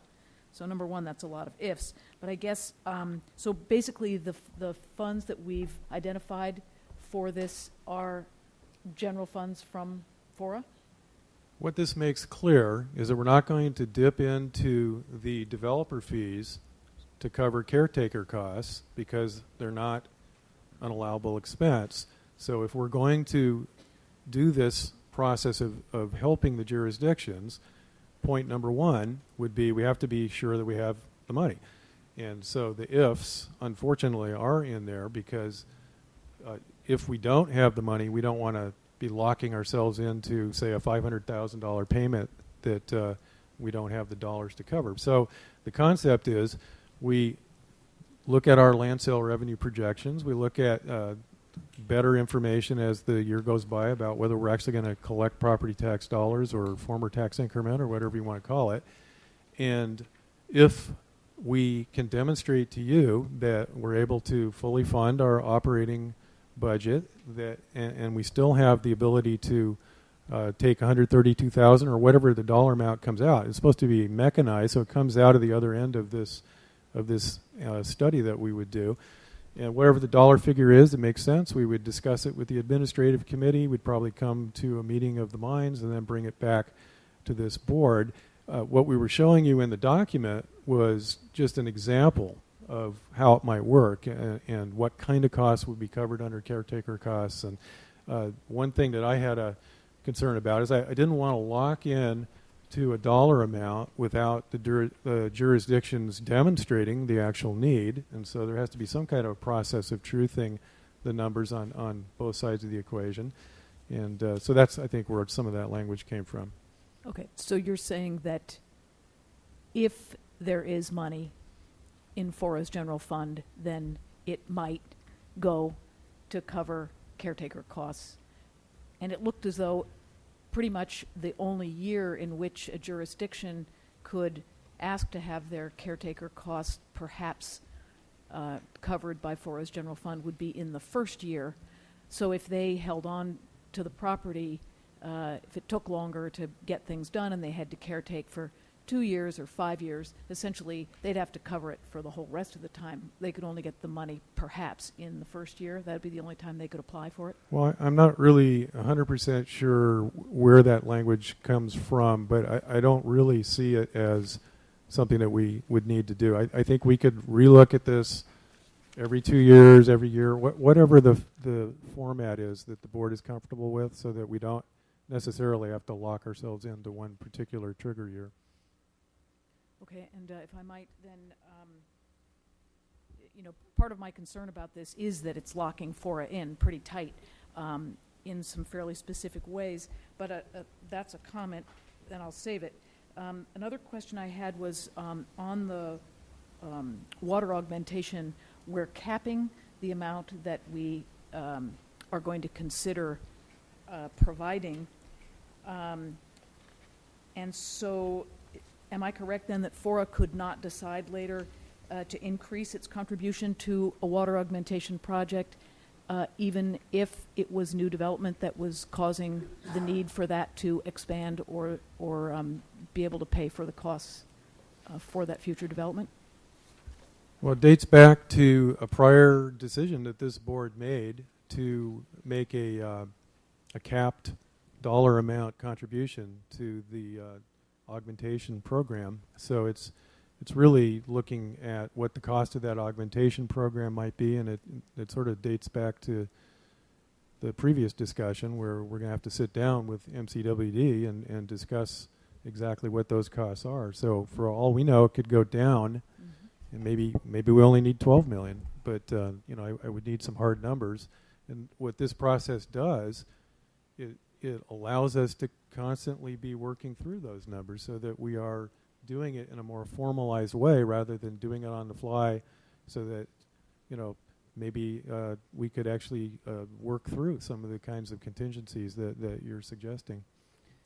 If I could add, Supervisor, the policy when it was established by the board was to establish an equitable way of distributing the cost of improving across the system an augmentation, doing that augmentation program, and rather than having those that might be able to access the existing water resource pay less and the future folks pay more, that there was needed to be an equitable, because the reuse was considered to be base-wide. And that's been the policy that we've carried forward since the board made that decision. I'll have to look back at the documents when that was created and provide that for you, but it would be a policy change to change the cap. The other side was the FORA board said developers need to pay a share of this cost, and there would be a future capital charge for developers. So the board figured this was their equitable share. So that's how we got to that number. Yeah, I guess the discussion of having a cap on it, that's fine. But to lock it into the formula, you're then locking yourself into the cap, it seems to me, and we would be tying the hands of this board or a future FORA board to actually say, it's actually going to cost more, or we need to have it be changed in this way or that way. We're not even going to hear from Marina Coast Water District about their current plans till next month, and yet we're being asked to, come up with this formula that's actually going to lock us into some things that I'm not sure make a lot of sense. So those are my questions. I do have some comments when we get to that phase. Jason? Thank you. I have a couple questions. You mentioned the phase 2 work in progress. When will that be completed? David could probably answer a little better for me as to. We're shooting for the next approximately 6 to 8 weeks. You might want to get on the. You may as well get on the mic since this meeting's being recorded. So the answer from EPS is 6 to 8 weeks for the rest of the phase 2 work that was included in the scope. To at least provide draft recommendations, draft conclusions that we would then bring back for discussion. But it's a fairly involved piece of work. We need to look at each of the jurisdictions and their projects and try to get the best handle we can on the dynamics that are in play and come up with a credible estimate of land value and so forth. And that's a little bit of, as you can surmise, a challenging task. So we don't want to move too quickly. The economy is in sort of recovery mode, so there's going to be some information gained in the next month or so. But we'll do the best we can, and then also the tax increment piece as well is going to require a fair amount of dialogue, some insight from FORA staff in terms of how various things are progressing. But the formulaic issue doesn't necessarily correct address the reassessment. I think it's very important to separate those two items, and so there's the transparency of the formula, very important, and then the actual calculation, which will be an initial run at it, and we'll try to bring it back within that 2-month time frame. So just so I understand the sequencing here, we're proposing to take action tonight so that we can provide certainty that will assist in the legislative process in Sacramento. But the phase 2, the results of the phase 2 study won't be available for 6 to 8 weeks, and so that becomes a balancing exercise. How much do we want to provide certainty today? How much do we think that we would benefit from the phase 2 study, or is there a way that we can have our cake and eat it too? Is that? Yeah, I think it would be probably not advisable to tie the two together mechanically. Better to keep them separated, as Chairman Potter suggested. One is a process, and the other is a calculation. And I think they're sort of two separate things in that regard. So you're saying the phase 2 study will provide a particular instance of the implementation of a policy that might be approving tonight. Yeah, it creates the process that we're discussing tonight, and then the next iteration of the recommended adjustment. Right. So, but I just want to recognize the tough situation that we're in. Right. We're being asked to approve a policy, and we don't know how that policy will actually work because we don't have the benefits of the phase 2 study.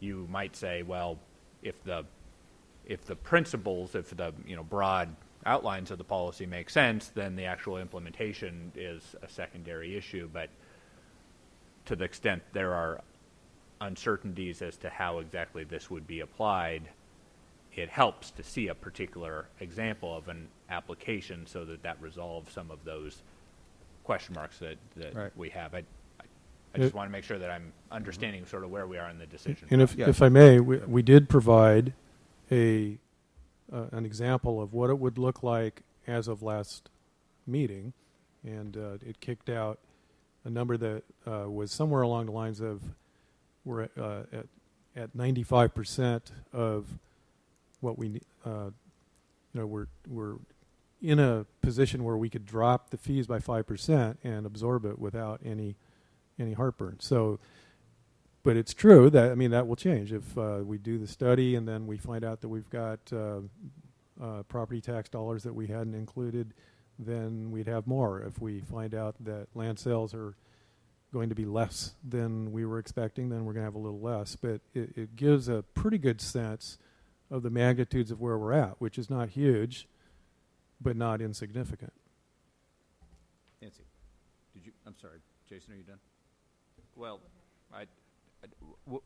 what is the procedural reason for both adopting the resolution and then the second step of the amending the implementation agreements? And related to that, so each member jurisdiction will then need to take up that question. Is that procedurally how this works? There are implementation agreements with the 5 land use jurisdictions on the former Fort Ord. They would need to be amended because that would be the way of recording this and making this permanent effect. So we right now have a distribution of revenues, and we have something that's defined as base-wide revenues. There would be definitions that would be changed by the draft document you see inside. And if any of those object, then we'd have to come back to the board, right? Yeah, I think we mentioned that before. This is not the only bite at the apple. But I'm trying to understand if we commit to this and they then do all agree to it, then are we locked in such that we could, if we found out later it wasn't working quite right, to what degree are we locking ourselves in perpetuity, I guess is my question. I understand there is this 2-year review, but if the member jurisdictions have this then locked in, if you know the 2-year review, as I read it, is yeah,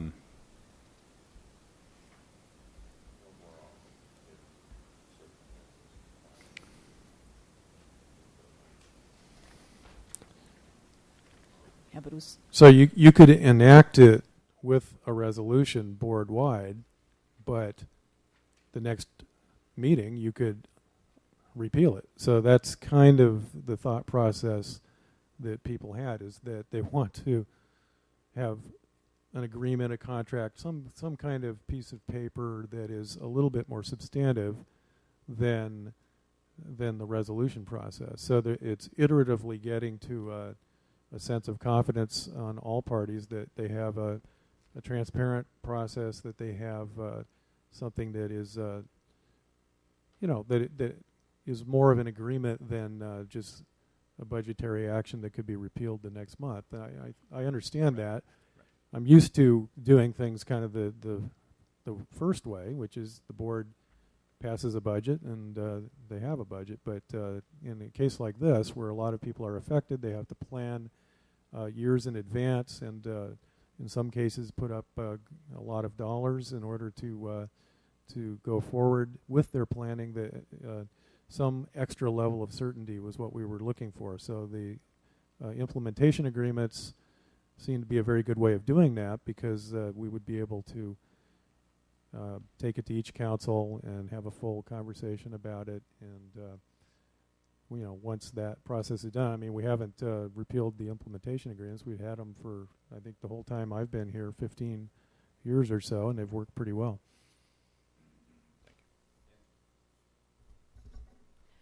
Yes, with all the ifs in this process, how does it demonstrate accountability and equality for each developer so that there would be no favoritism over one developer over the other?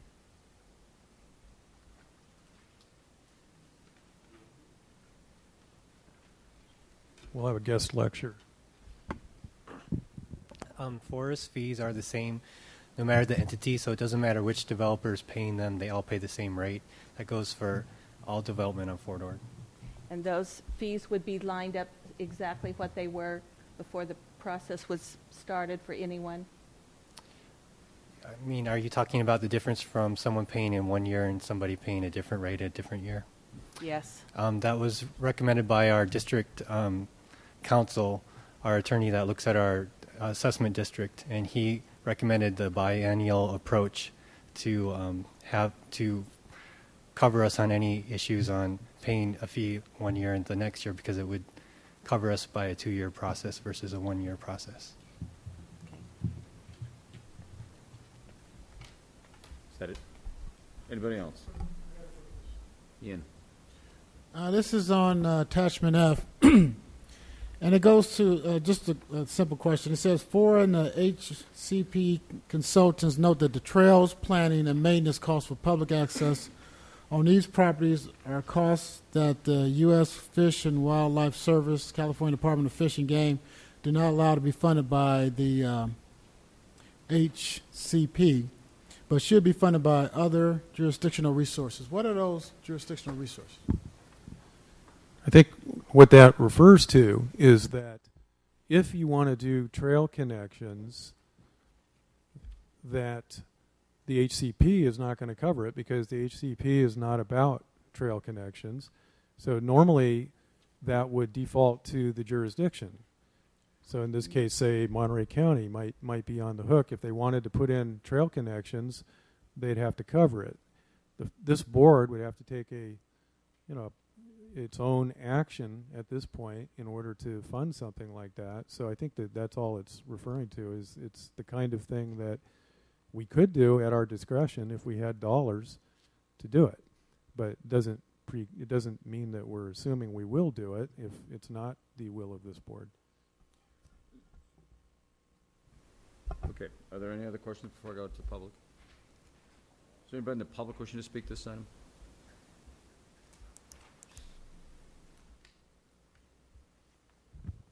Yvonne Stone, Photo and Environmental Justice. I'm not saying I really understand everything that's being said here today, not knowing much about the discussion.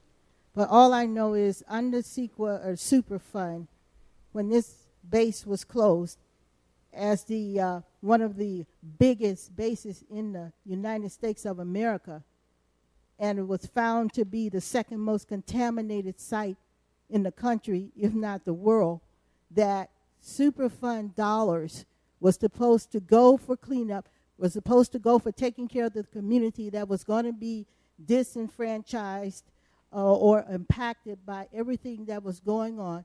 That closing bases was said in the paper that it would bring in billions of dollars to the communities, but where did those billions or millions of dollars go?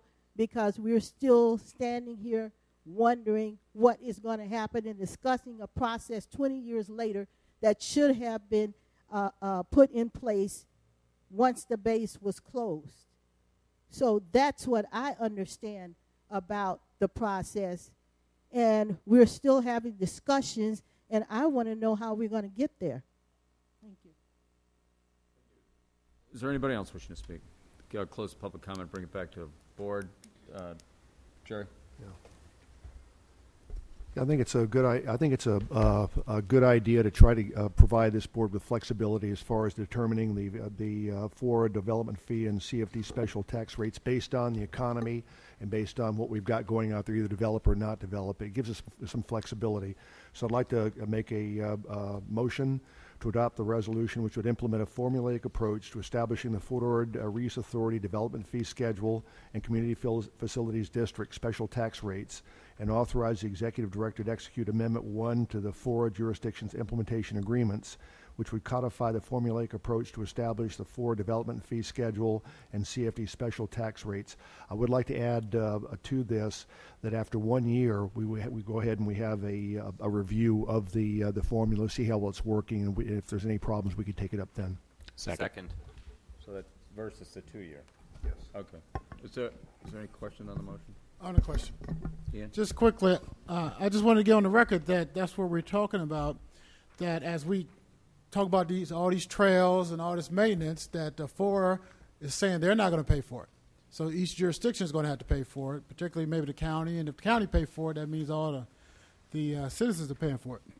But then when we talk about the caretaker's cost, and I know it's just a hypothetical, but roughly they're saying that we may be eligible for $132,000 a year if FORA has the money.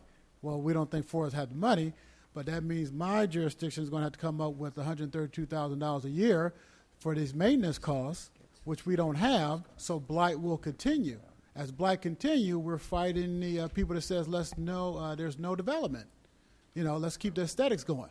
Well, blight is, as the opposite of aesthetics, I would think, pleasant aesthetics anyway. So I just want to put on the record that this is just about how much it would cost, $132,000, and as we go forward, no one has the money, but we're talking about no development. Okay. Jason, did you have something? Yeah, the formula, as I understand it, subtracts out, among other items, grant funds. Mm-hmm. And I just want to make sure that we recognize as a board that doing this, we may not be able to get grant funds anyway, but putting in place this formula, I would say virtually guarantees we won't get grant funds, because any grant-making institution is going to look at this and say, for every dollar that I put in, that's exactly $1 less in fees. And grant-making institutions, by and large, are not in the business of making grants to lower fees. They're in the business of achieving some other policy objective. And it may be a cost worth taking, but I think it is a cost that we should see up front. Any comments from the Executive Director on that? It really depends on the agency. I think Mayor Burnett is correct about the likelihood of getting future grants. As we all know, both the state and the federal governments are more broke than we are, and all the jurisdictions are going to have a tough time generating. There may be some private funds that might become available.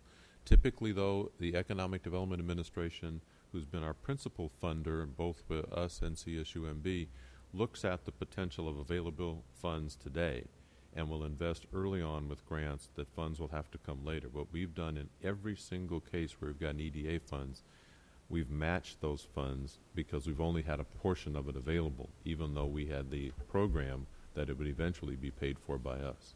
So we might have one or two places, but by and large, I think Mayor Burnett's correct. Okay, is there any other discussion? We have a motion. We have a second. Jane. Thank you. I just want to, speak to the motion and express my concerns about this. So, first point I want to make is that it looks to me as though this policy has the potential to lock us in to the current CIP and thereby tie the hands of this board and future boards to possibly, change that if needed.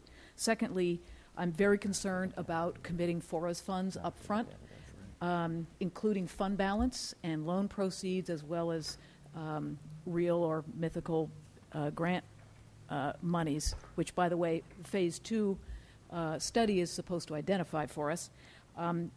Essentially, instead of having developers pay for the costs of the impacts of development, or for the cost of development, what we're saying is, well, we'll see if there's any money in FORA's bank account, and we'll use all that money first, and then, gosh, if we can't cover all the costs of development, then I guess the developers can chip in.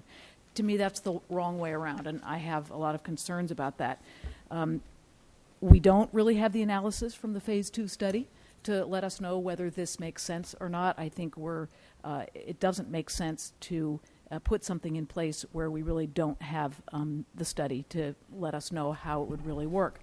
I'm very concerned about the caretakers' costs. As Director Oglesby has pointed out, we're essentially saying, good luck, jurisdictions, you have to cover your caretaker costs. That has particular implications for the county that has, under the base reuse plan, responsibility for developing trails. Fish and Game may not care about whether those trails get made or maintained, but the county is under the current base reuse plan, and I don't imagine that's going to change much, is responsible for putting in trails. Those trails and that habitat is part of the mitigation for development, and I don't think that it makes sense to have the taxpayers of the County of Monterey and the taxpayers of the state of California, because UC is going to be also on the hook for this, pay essentially for something that are correctly paid for by developers. And then I just want to say that I think this policy is coming to us that I think will tie our hands in order to buy some votes at the state legislature on an unrelated matter.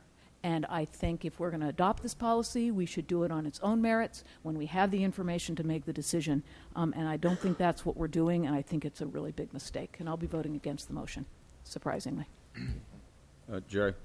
You make some good points, but again, we're going to review this. We're going to view this resolution every year.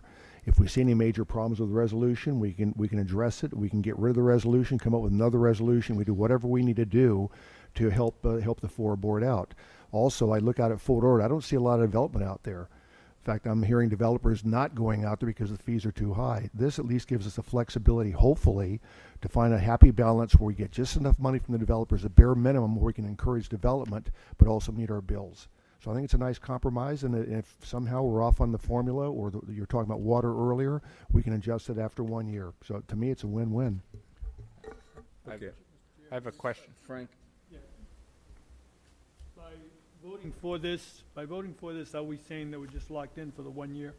It seemed to be what Jerry just said, but Supervisor Parker seems to be very concerned about it being locked in for a longer period of time. Could that be addressed?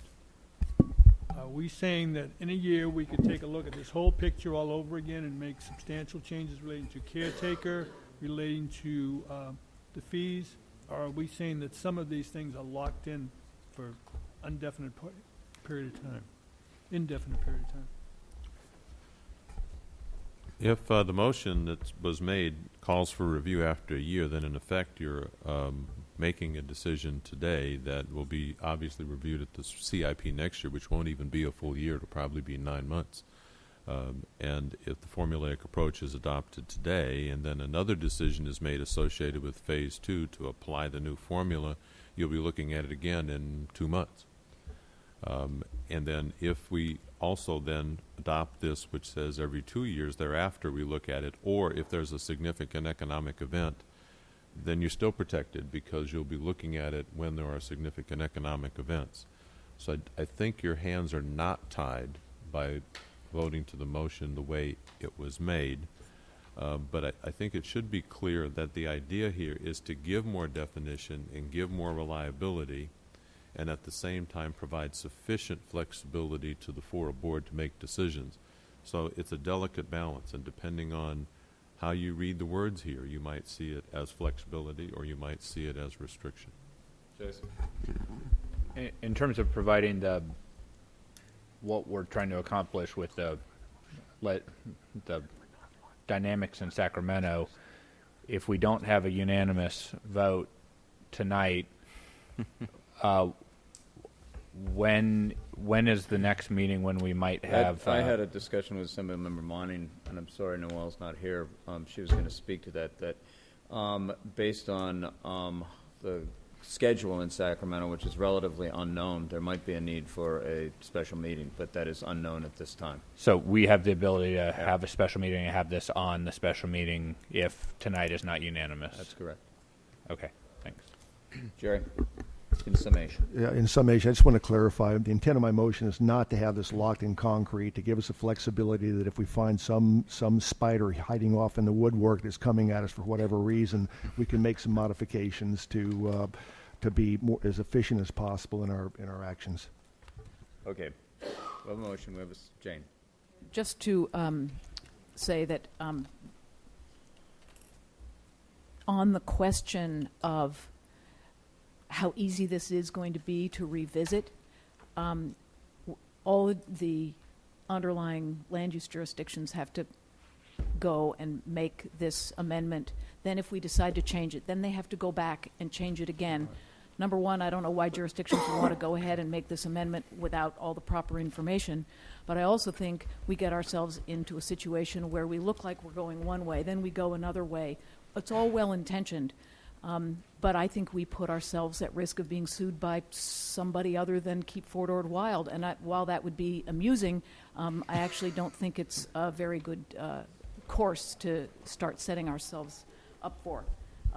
And I just have to say that, the issue right now, when we lowered the development fees last year, the whole complaint was, oh, the developer fees are too high. Just lower them and then we can get out there and build. I don't think it's the developer fees, boys and girls. I think it's the economy, and I just would really hate to see us rush into something like this, really for reasons not related to really trying to. We have a very clear process.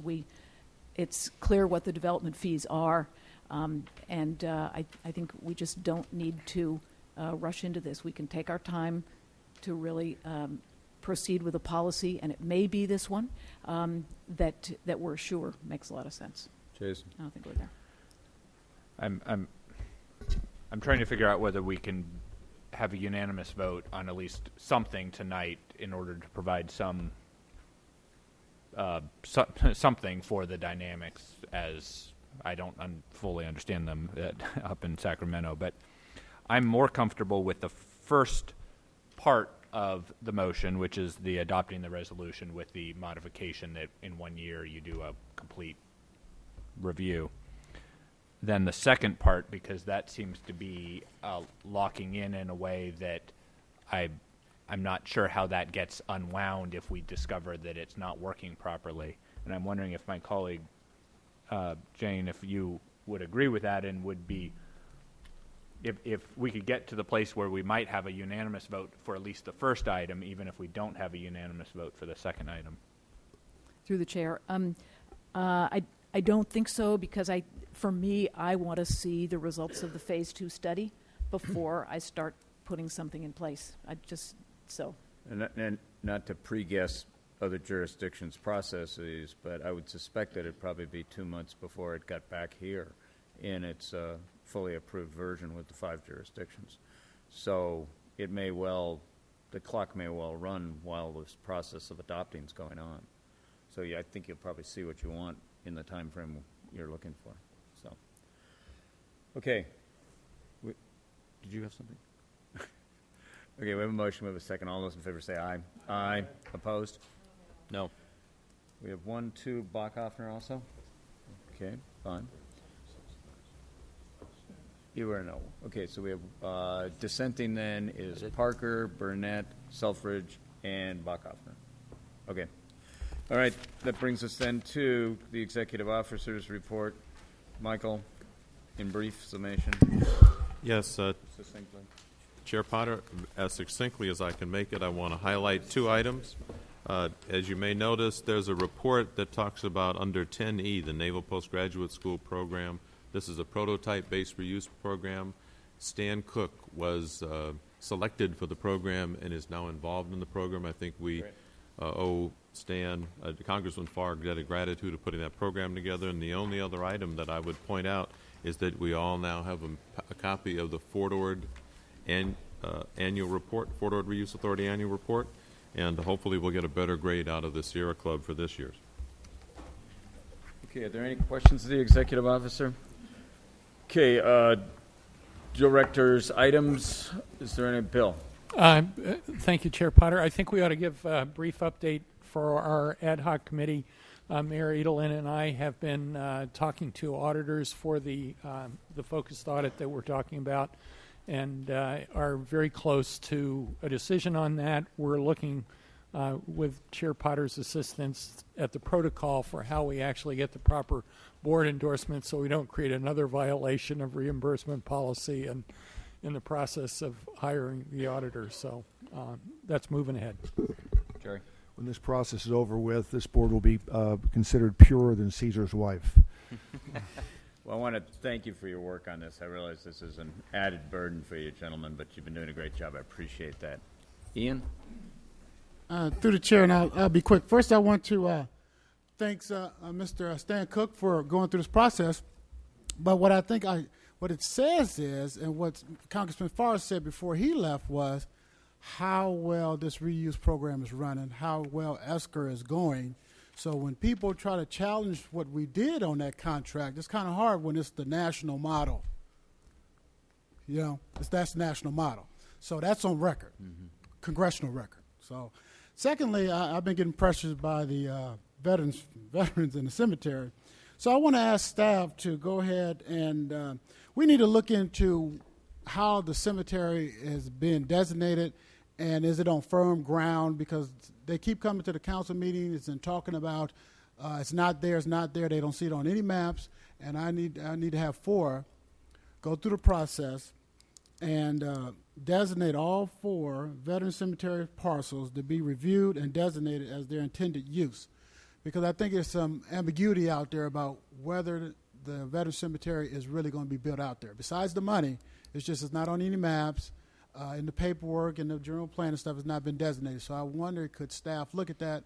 My fuller request was given to the executive director and the chairman a little earlier, and I'm sure they can make copies for the board, but I asked that be taken care of. Fine. Looked into Okay. for the board. All right, we'll move that forward as quickly as possible, and hopefully have something for September going through the exec. So that'd be fun. Okay, Dave? Great. Yes. If I could. I want to echo that, and a place for staff to look. It is actually on at least one map, and that's the Seaside General Plan map.